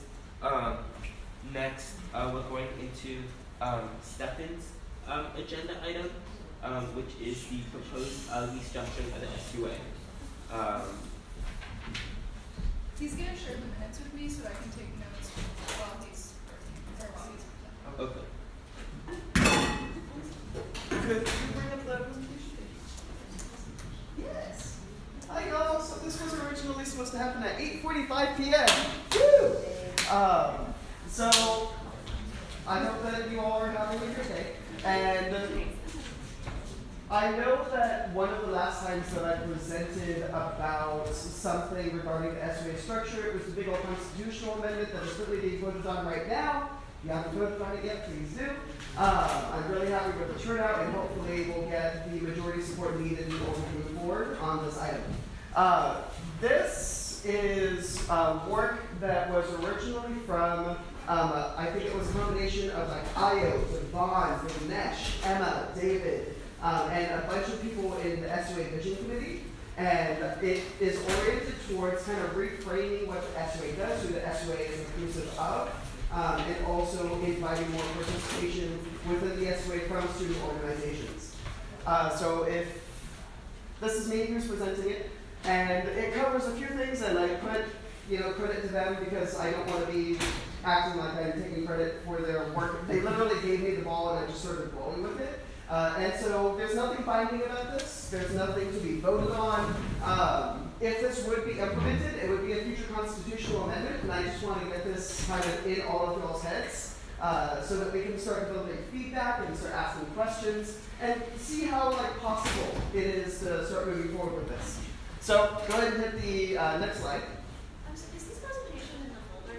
It should be linked on the agenda, and it should be openly accessible to everybody, so you should all be able to see it. And I apologize for the accessibility concerns. Yes.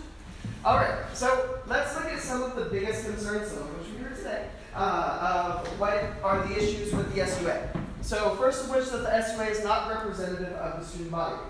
Secondly, that the SUA is primarily a funding body and doesn't address the issues that commonly impact students. And thirdly, that the SUA is not transparent or accessible to the student body. So I think that pretty much everybody in this room has heard some combination of these or some variation of these concerns before. And a big part of my constitutional amendment that's on the ballot right now is addressing that third concern. It ties this to the Ralph and Brown Act. It puts in like some legislation that makes the SUA required to be more accessible in terms of like communication and dialogue and how we communicate with each other, and also accountable via a judicial council. This restructuring is more aimed at those first two concerns. And so if you can hit the next slide, please. This is the theoretical voting composition, yes, I'm nerd, of the SUA. And so this, if every position is filled based on how the Constitution is right now, this is what the pie chart of the SUA looks like. That big blue slice right there are those that are affiliated or appointed from college governments. The one in the red slice is elected from college governments. The yellow slice is for those who are from student organizations, and then green from internal SUA, so like the officers as a voting board. So this addresses what it usually is supposed to look like. In actuality, however, right, this is what it looks like using the attendance roster that Zach and the officers created between the times of October and April. Basically, that attendance roster, if you exclude anybody with the yellow line or the yellow highlight or the orange highlight, this is what it looks like for most of the people that actually come to SUA meetings.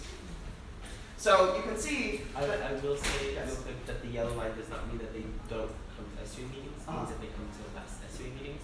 Yes, sorry. It's still relevant as part of your argument. Yes, thank you so much. I appreciate that. So there is that divide between kind of the yellow highlight and the orange highlight.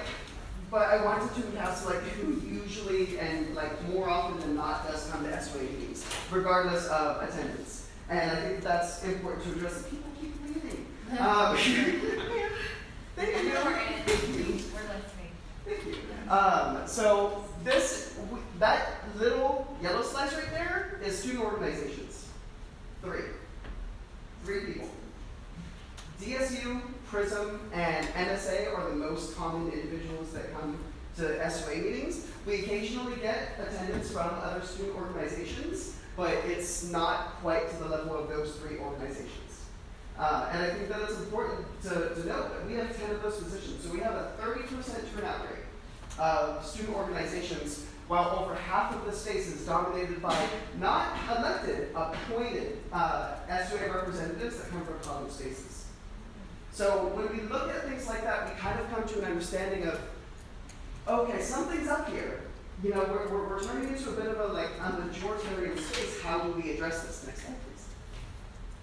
So in order to change the actual, I think that a baseline would be to change the theoretical, which is the Constitution. There are a lot of other things that we could discuss right now, like space toxicity, which we've all heard variations about, and we all have varying degrees of agreement on. And in addition to that, we have a lot of concerns with accessibility of the space and also just getting the information out into the student body. This is aimed at changing the foundational structure of who's a voting member, what do voting members do. And so from that baseline, I feel that we can address these larger concerns from a basis where we're saying we're not giving any one institution greater power than another. We're not giving student governments more power than student organizations. And it would be unfair of us to kind of accuse student organizations of not having that same worth or that same value to do so. So go ahead and move on to the next slide. Y'all can read that too if you want to. This is my proposal. And so you'll see that it has another item on it. But the idea, getting over it, sorry, is that we take away 10 positions from appointed, 10 appointed representative positions from college governments. So this would mean that every college government would still appoint a representative, and each college would still be represented by one elected representative. And I think that this addresses a few problems that we have right now. One, some colleges have trouble filling those two appointed representatives. And when we have breakdowns in those communications, it means that we don't hit quorum.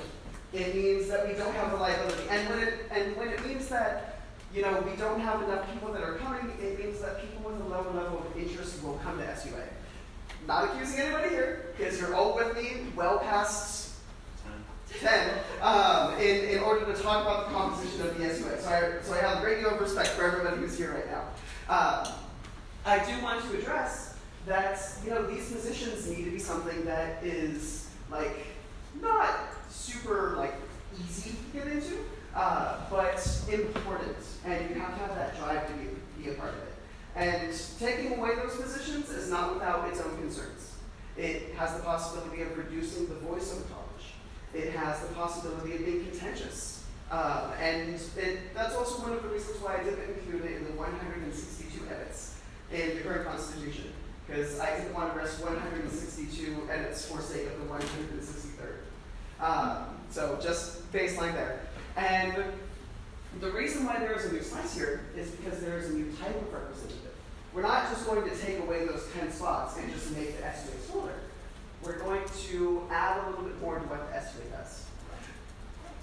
All of you should be aware that we are trying to migrate SUA into a space where we're not dealing with funding requests all the time.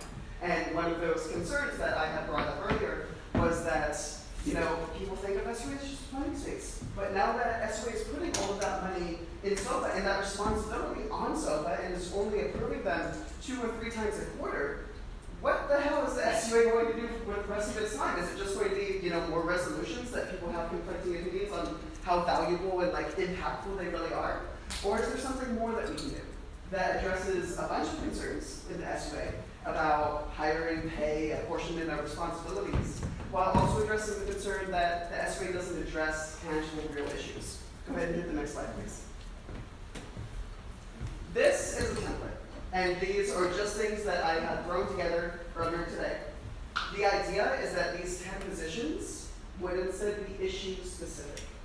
So we would have our college representatives, our organization representatives, our officers, and our appointed folks. And we have folks that are either elected or appointed based on the issue of which they will advocate for.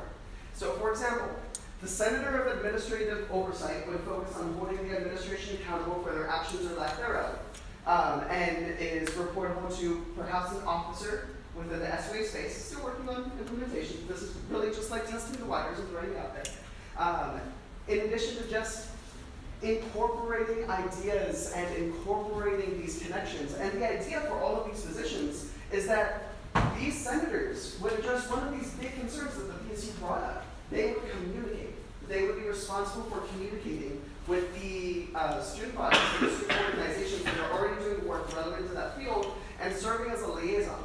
Because if you've had a 5-minute conversation with any officer in the SUA, you'll know that they're busy as hell. And it's hard to get on their calendar, and it can be hard to communicate with them on a regular basis. If we have senators that are doing that responsibility and bringing that viewpoint into this space, I feel that the SUA will be able to address this with more expertise, more communication, and higher transparency and accountability to the bodies that already do this work. And that's kind of the basic idea of the proposal. This is really long term. It's not something that will be implemented anytime soon. But I wanted to get kind of an initial reaction, because I talked to a lot of people that have had Stefan, you might be a little bit off trying to introduce this to the space when it's dominated by some of these representatives that I'm trying to take away. So feel free to chat with me. So I have a motion. Yeah, okay. So I really like what you were saying about the senators for issues. I think that brings a whole new aspect to SUA, keeping the students in kind of in connection to the people here. I think that one thing that, I don't know how it works here, but I've been noticing that a lot of the ethnic organizations aren't sending representatives to our space. And I think that in your proposal or in the future, that's something that I think us as a body and more communication with the ethnic boards, that needs to happen, because the reason why they're getting so upset about being included in the discussion is also because they don't want to come here because they don't feel safe here. So our first, I think for next year, for future years, our first goal should be incentivizing different ethnic organizations to actually send their representatives here, even though it's they feel weird about it, because it's really important that all of them are here, not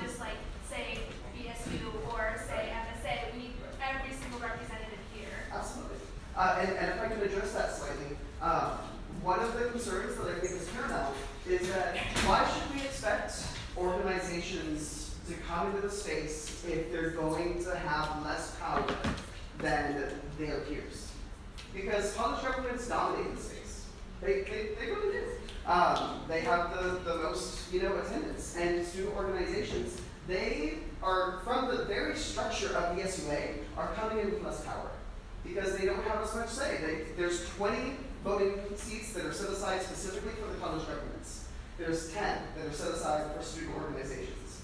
And when you have 1 or 2 student organizations that don't participate, that is going to compound the effects by making them come in from an even weaker point in terms of their voting power. And especially when these student organizations are here doing the work and representing marginalized groups, that is going to compound it even further. And so you get this sort of negative feedback loop of shittiness that compounds itself within the SUA. So I think that is one of my first steps, and especially when you start articulating this proposal in a more legal framework, communication and finding out more about these ideas and what may work, what may not work, is going to be crucial. So this is really my testing the waters, but I really appreciate your input. Thank you so much. Sila? So I just have a question just sort of on the logistics of the issue-based senators. So would these issues be fluid? Could we sort of change what issues are being covered based on what the students want or need? That's a really good question.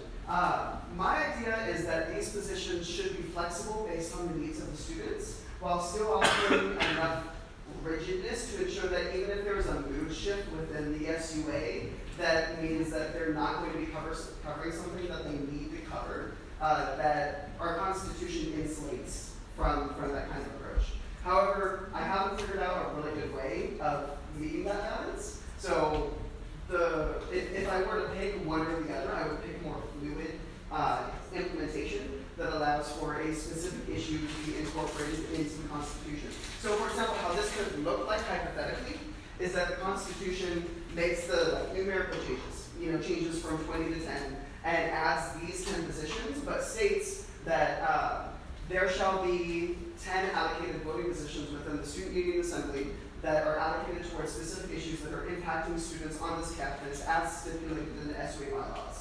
And that means that the SUA each year could stipulate what those issues are. I'm really sorry, Stefan. I'm losing you. Can you repeat your last sentence, but slower? Oh, sure. I'm so sorry. I'm sorry. So the idea would be that our Constitution says that, 10 more senators that are issue-specific exist. And the bylaws would say, here's what those issues are.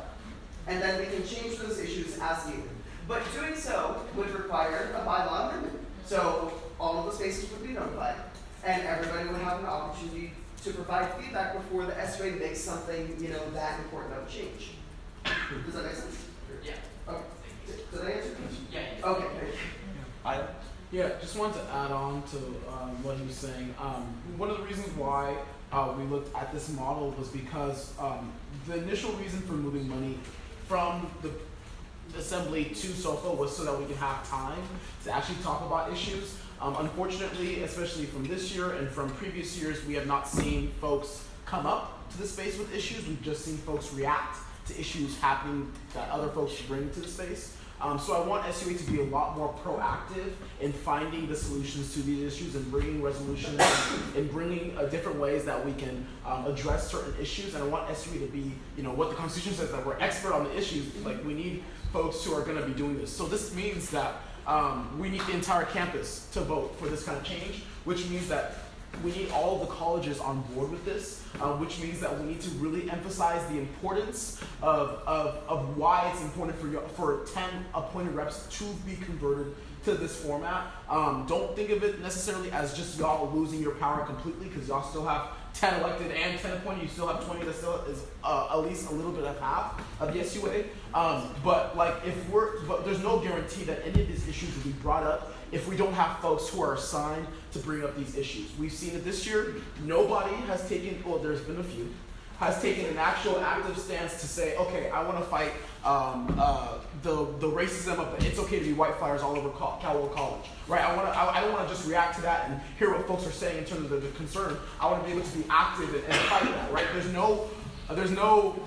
nothing that y'all, there's nothing that's holding that y'all, actually I'm just saying the same thing. So, essentially, this is not going to be voted on or talked about, until next year. It's going to be a long way to go, but just know that this is coming, and we need y'all to really be supporters and at least give us feedback of what you think can change, which in terms of the model, I think the model is really good. So, and this is also how it's looking like in Berkeley as well. They don't have the, I don't think they have like the elected reps technically, but they have the senators of certain issues. And then they have the officers, and then they have certain organizations. So it's really efficient there, and I think that we can make this process of SUA more efficient here. Yeah, this was kind of about trying to balance the fact that we are kind of a fragmented campus. So when you feel like there are 10 colleges, there are all of these students, there's 20,000 of us at least. And you want to get an issue expressed, who do you go to? Well, at least you have an elected representative from your college, and then the college government that interacts with all of these issues has an appointed rep that they send to the SUA.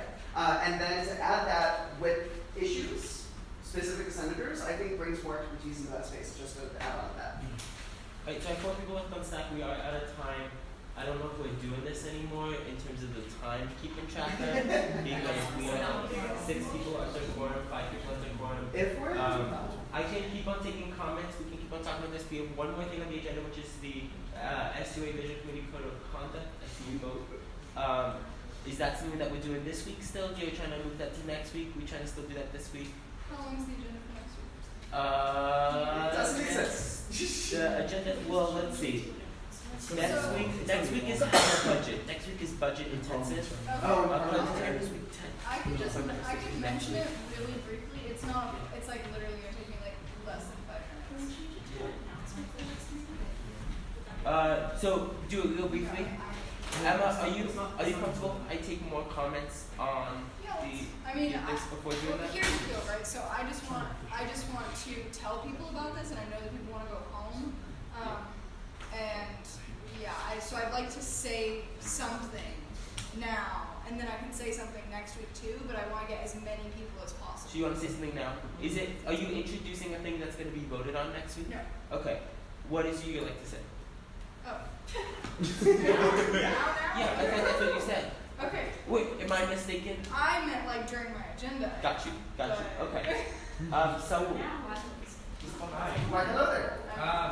So I like the model of having senators because I know some other universities implement this. My only concern though is these positions I feel like should be covered by the elected officers, like LGBTQ empowerment, like administration oversight. I feel like that's already something that should be covered. So my concern is that if we're going to have these senator positions, I feel like they should be compensated for their work instead of doing free labor that should already fall on officers.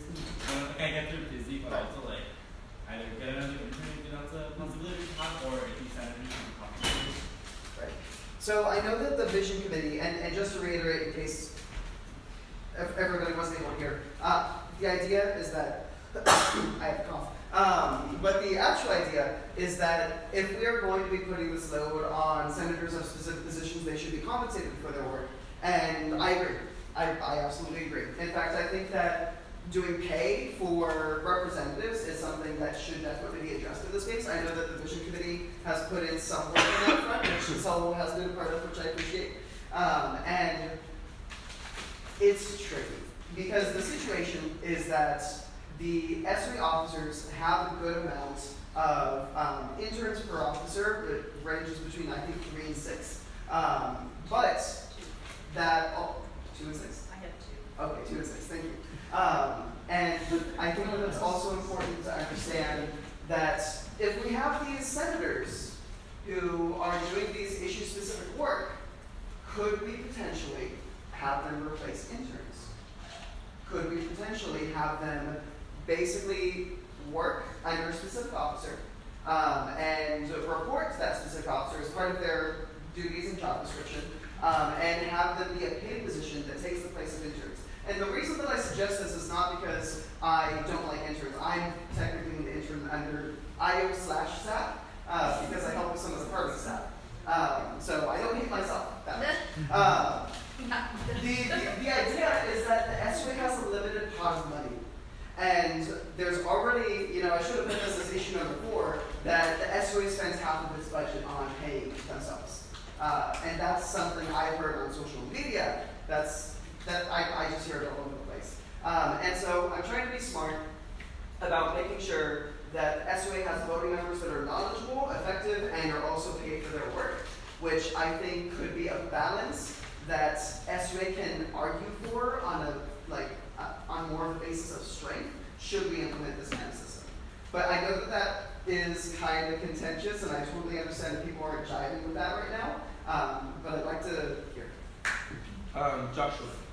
So I really like the idea because I'm just like 3 members for like each college. Like it's kind of fragmented, the school, which is already fragmented. Like I was surprised when I got here and I got like, oh, you're from Stella Maris. I'm like, you what?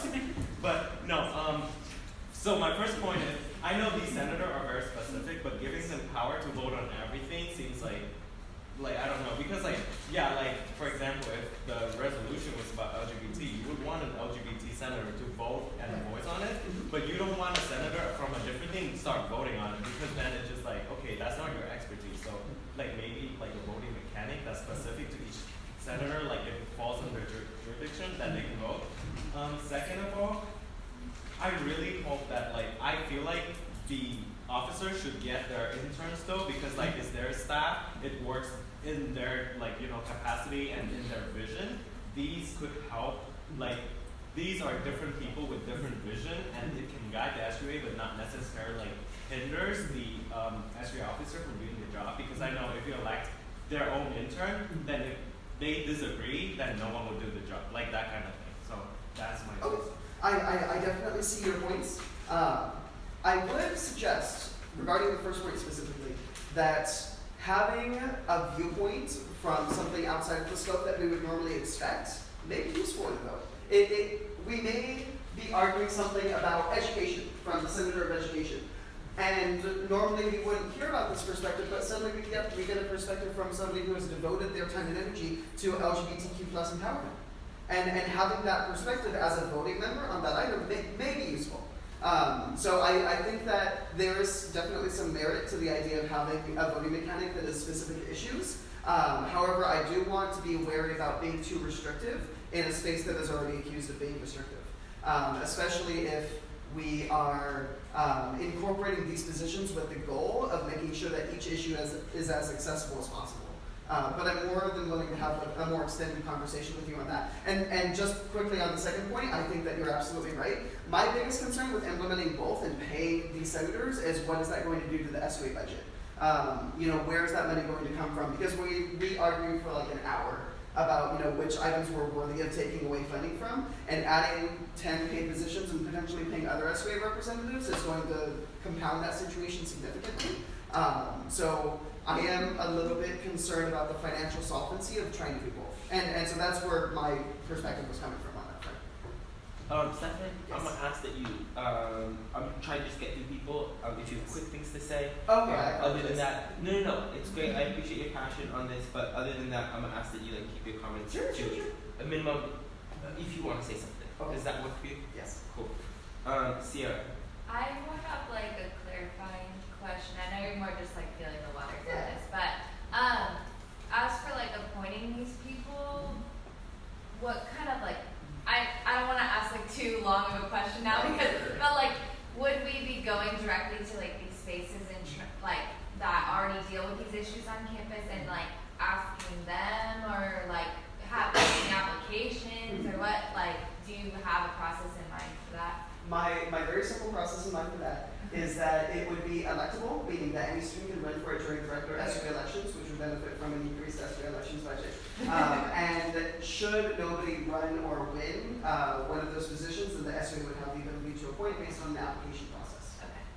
Thank you. Aaron? Just 2 things. I don't know if I can speak on behalf of all the other colleges, but Crown probably would be completely okay with just slashing the amount of appointments. And also, I just want to. I'm sorry, can you speak a little bit louder? I just wanted to ask if the executive officers here would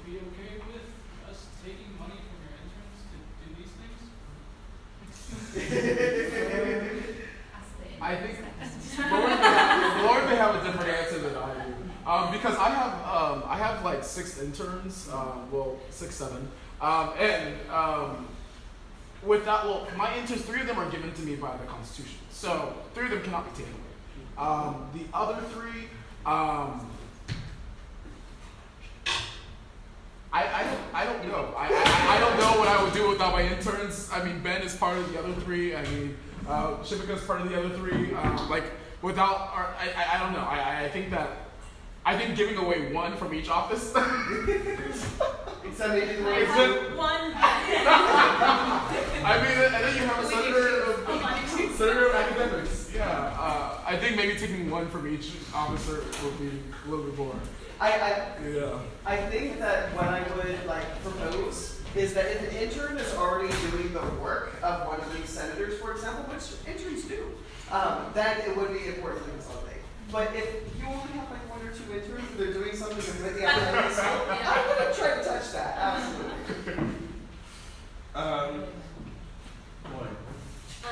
Just to respond to your question, I think that Can you restate the question?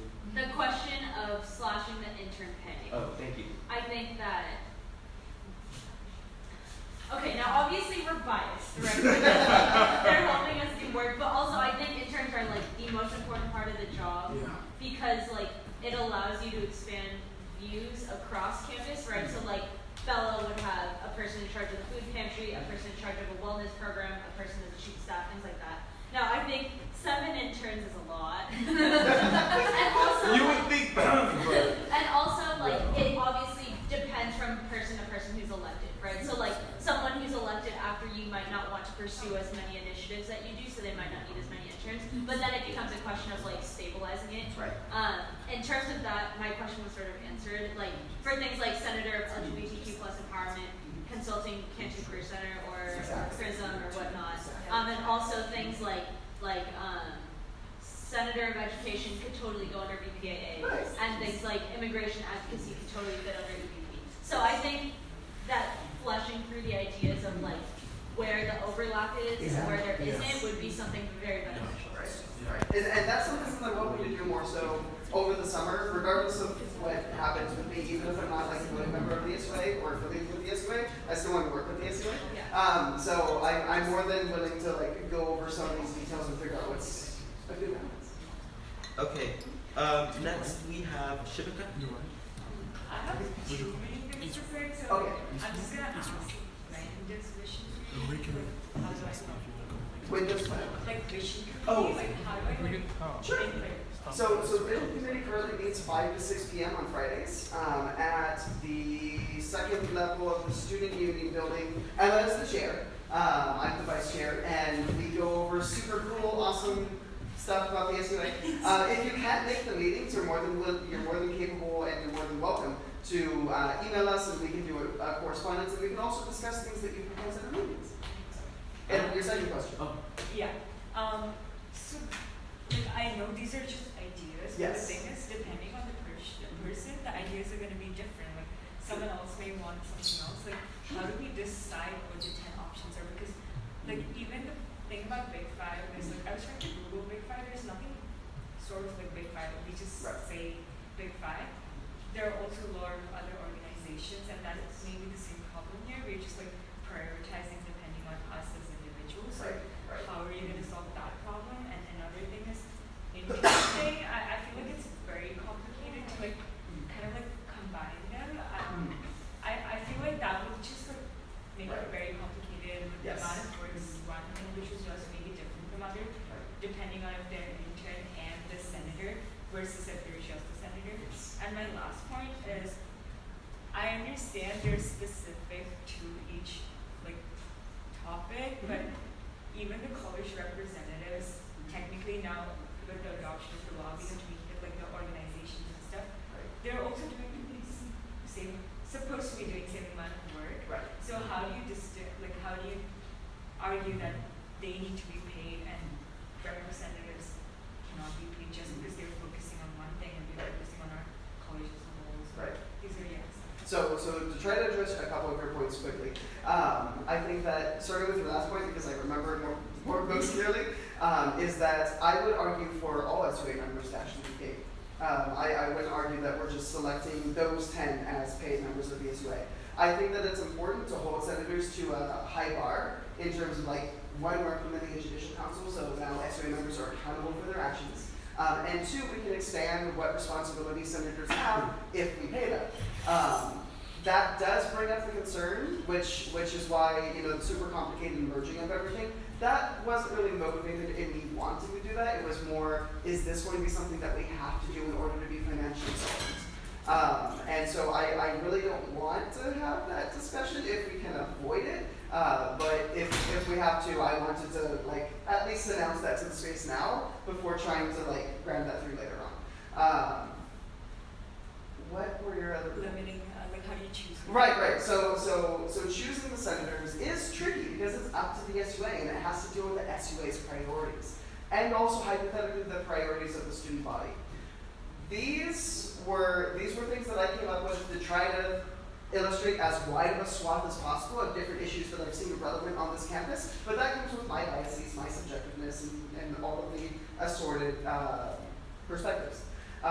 In terms of how this would be decided year by year, it would be in the bylaws. So it would be up to the SUA to amend the bylaws to replace issues as they become more prominent or as they become different. The idea behind it is that for the bylaws that illustrate each of these positions, it'll detail where does this fit within SUA, what organizations does it communicate with, and what is the scope of its authority and its responsibilities within the SUA, kind of like a job description. But I haven't worked out a perfect answer to that question, and I think that the best answer that I can give is to make sure that the student body has as much of a voice as possible in making those decisions. One last thing, it's not a question, just something I noticed is the overseeing process, because they're not under like officers, then oftentimes they're not like 10 different organizations, all of them are not going to fit in. Like there may be like one senator who doesn't really fit in with like a resource center. Okay. So who's going to oversee that they actually do that work? Like who's going to determine how much work they do? Huge quick answer. By default, it would probably be Office of the President or the Parliamentarian as they're responsible for judicial oversight of the space. I appreciate you. Right. Anna. Yeah, I really like this. I wanted to address something a previous speaker said about like expertise in voting.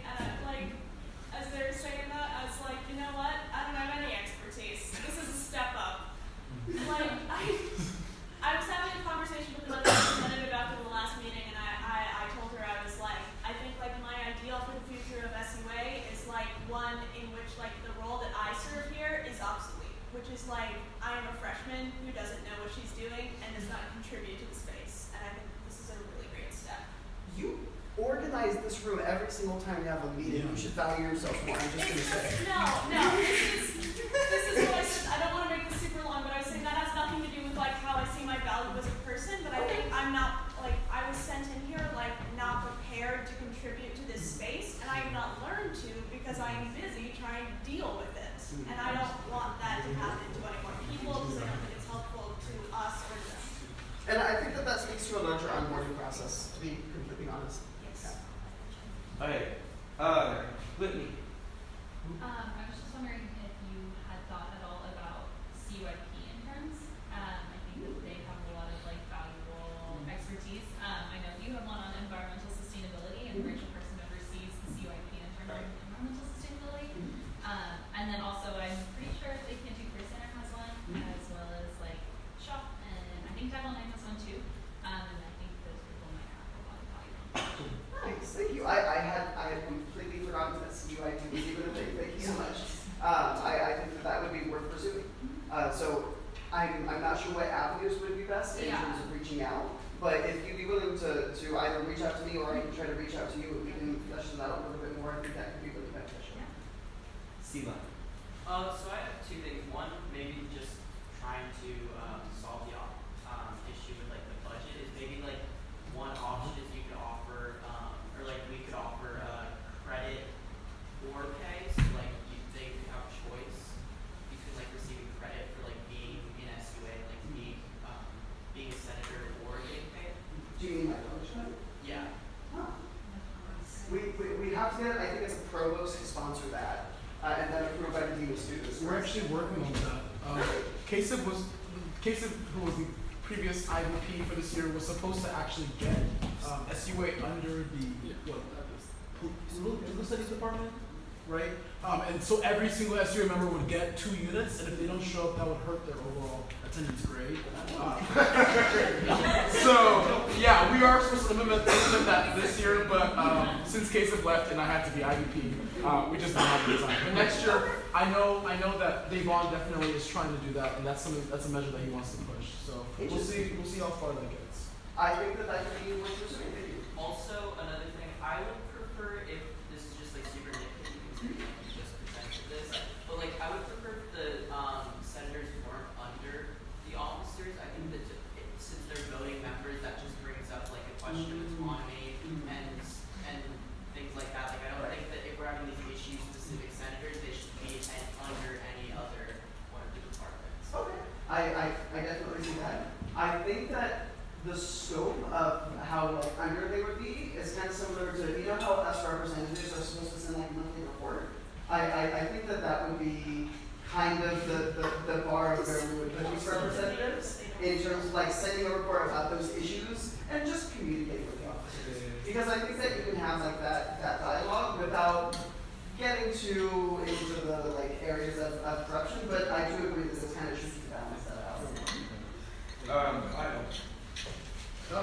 I think I am done. I wanted to reply to Shivika's the previous speaker's comments about what happens when you have folks doing this work and then versus like elected reps and appointed reps. I think and correct me if this is also your view, but for me, my view is that folks who are appointed, to expect them to actually bring something to the space. There is no evidence or there is no history of representatives historically usually doing that, at least not this year or last year, since I've been this year. Okay, okay. There's not a lot that bring up issues. And so, yes, you do. Okay, whoa, okay. Good thing we're not in an official meeting. Stop snapping, Sierra. Stop snapping, My concern is that I think that just having folks who are assigned to it will allow for other appointed and elected representatives to work with that commissioner on that specific task, thereby giving them like a point person to work with and not just the president who oversees like everything and just has to do with all these issues. Also, we do handle these issues, the officers do address all of these issues, but because we are addressing all of these issues as 6 people, our interns basically just help us to execute our goals, but they don't help us to expand how much we're able to actually get done in terms of it's hard to explain. Our interns, they do the job and they help us execute our goals, but we need folks who are on this and on particular issues. So I would suggest that they be paid and they be kind of not under the officers at all, and they just have their own autonomy, but they have to be held to a high standard.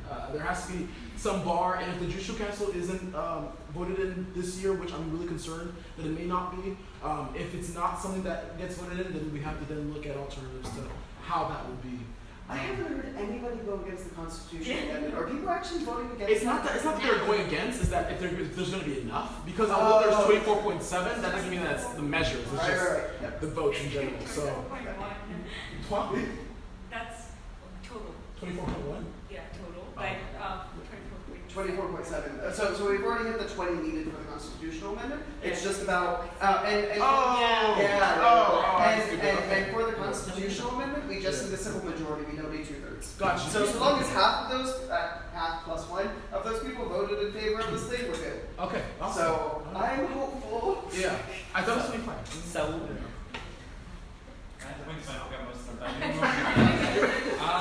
In your defense, we did get on stack about 25 minutes. For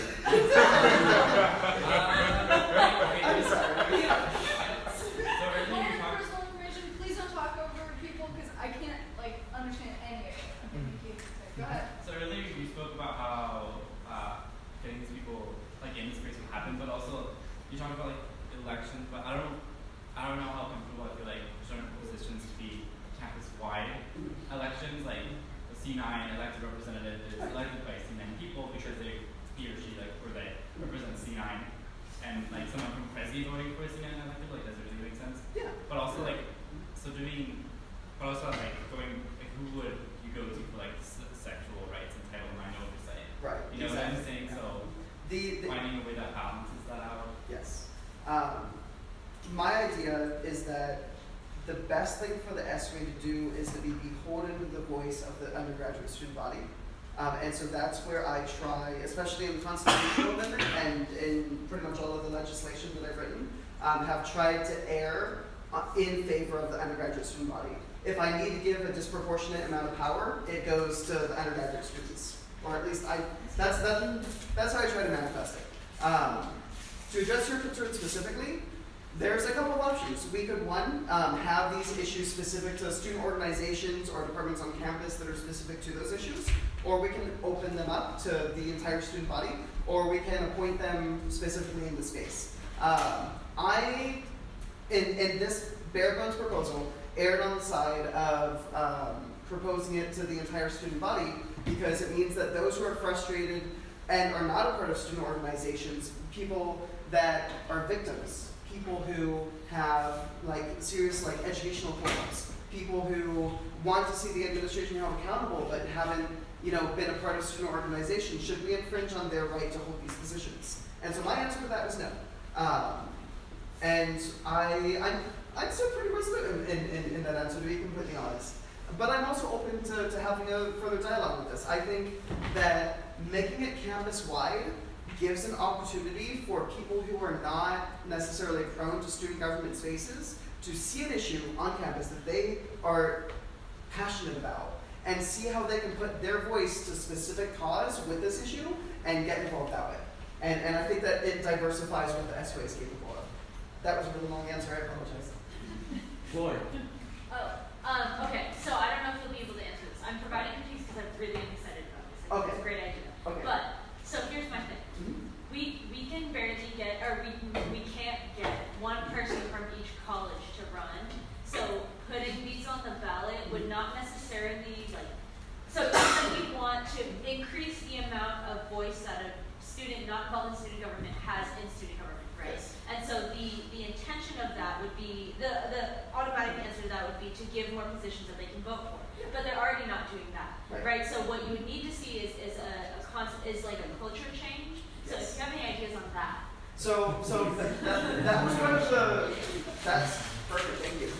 So culture change is difficult, especially as somebody who's coming into the space from a position of pretty strong privilege, to be completely frank with y'all. And my initial mindset was the balance of power. Because the balance of power is often the space, and that contributes to a culture of hostility to student organizations, and specifically the Big Five student organizations that have the need to come in numbers in order to feel like they are comfortable and safe within the space.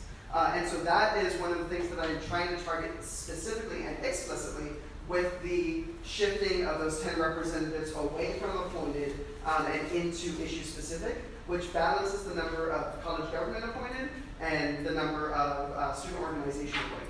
You can make the argument that the 10 elected still skew that in favor of the student government, and I think that there's truth to that.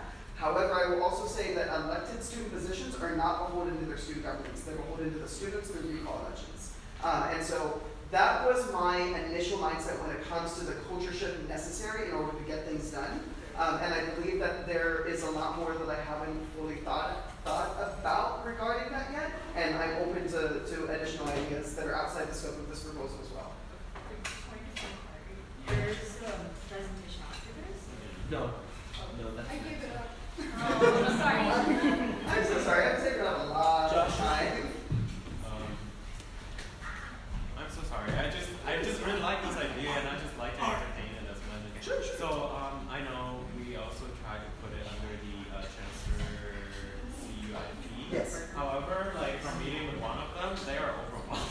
Like they're already overwhelmed with work they currently have, and the fact that asking them to do these, it's just like it's either they're paying a double or they drop everything else. So that's one. And number two, I feel like I know we have a college system, but I personally feel like we should move it toward like a thing where we just open 20 seats up to the entire student body. Whoever runs, whoever gets the first 20, like the highest 20, will be elected. Because, all honesty, I understand that colleges play a very important role because we decided where the money goes, we decided stuff, but that hurts our unity because at the end of the day, we need all students to vote, we need participation. It doesn't help participation when you have all these colleges and like now, right now, students have to go for 2 elections, and my friend confused which one they voted on. We currently voting MSG election in the same time with SUA. Yes. Do you have any response? No, I think that you're I ready. just did it. That's it. Yeah, cool. Alright, so that is it. That is what's that? Yes, so I have I'm still looking at the back real quick. Sorry, I was doing this. So, real quick, my closing remark is, I know last meeting, I had several people come up to me about them being uncomfortable about, yeah, y'all know, right? Yeah, like about about people being uncomfortable that there's WISP members who were commenting on what people were saying, and people felt pressured to vote a certain way that was against how they would have voted otherwise. I've had several people come to me about their uncomfortability with that. So I'm supposed to be impartial, but I personally, so impartiality is a farce, right? Like we're all on the same page with that. You say things and then you're like, never mind, I'm not allowed to. I'm just saying, like, I don't think there's such thing as objectivity, like, maybe like outside of math, right? But it's like this ain't math, right? So, my personal view of impartiality is it's trying to give as close as possible to equal opportunity to everybody. So, I personally stand by not intervening in that situation in the sense of, I feel as though we need to be reflective on our institutional power, and that, like, for people to feel like that they need to do kind of like whatever they feel like they need to do in order to get what they feel like they need to get past when they don't have the institutional power, like they should be able to do that because of like a power disparity in the space, right? And until we fix that power disparity, it doesn't feel appropriate to me to kind of limit their ability to comment on different things. That was kind of my view of impartiality in that moment. I'm totally open to criticism on this. I am going to ask you all to maybe like come up and talk to me about this afterwards, if that's okay, just so we can start getting the process getting back together. I know I just dropped a heavy thing, but I'm also more than happy to set up meetings with you all throughout the week if you have any availability and need a dip right now to talk about this. But I really like to hear what you have to say about that. I am willing to like go back and try and like rethink my decisions and rethink my decisions for the future. I re-communicate with like the next parliamentarian about if this situation comes up again. But that's kind of just to explain my point of view on that. That's my closing remark. We may have a discussion about it next week depending on kind of what happens. Yeah. And then just to close off of the close, so I think that what Zach did last week was good. I don't think that there's anything like he could have necessarily done that could have made the space any more different, or just maybe worse by making certain actions and intimidating certain people. So I think that what he did was fine. I think that SUA members as a whole needs to be able to ensure that they understand the power behind the representation that they hold, the power behind voting. If y'all can understand that power, then you don't, I'm not saying that it's not important to have folks pressure us to do certain things, but like if you don't want to vote a certain way, then don't vote that way. It's just that simple. You don't feel pressured by folks to vote in a certain way if it's not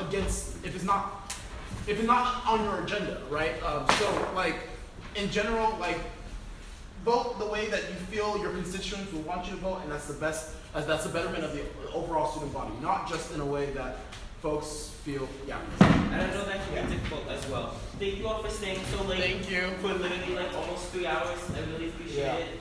I hope you all have a great night. And if y'all wanna hear more about why these bylaws aren't reflective of what I'm doing or reflective of the process in general, then I'm happy to talk with y'all more individually or as a group.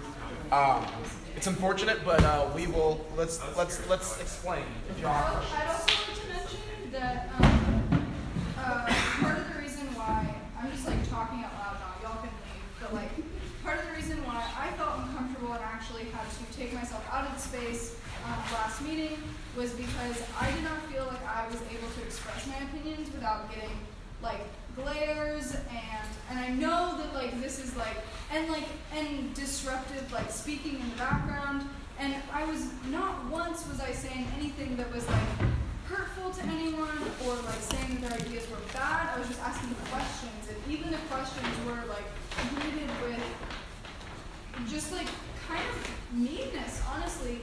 And like for me, that's like really hard because it took me a really long time to actually get the nerve to speak in this space in the first place. And like I get that it's my job, and I get that I have like this voting power behind me and like this institutional power. I totally get that, and I get where people are coming from when they don't have that. But I also think that it's reasonable to expect, I don't know, like humanity and like general niceness when we're talking about things, because part of our job as representatives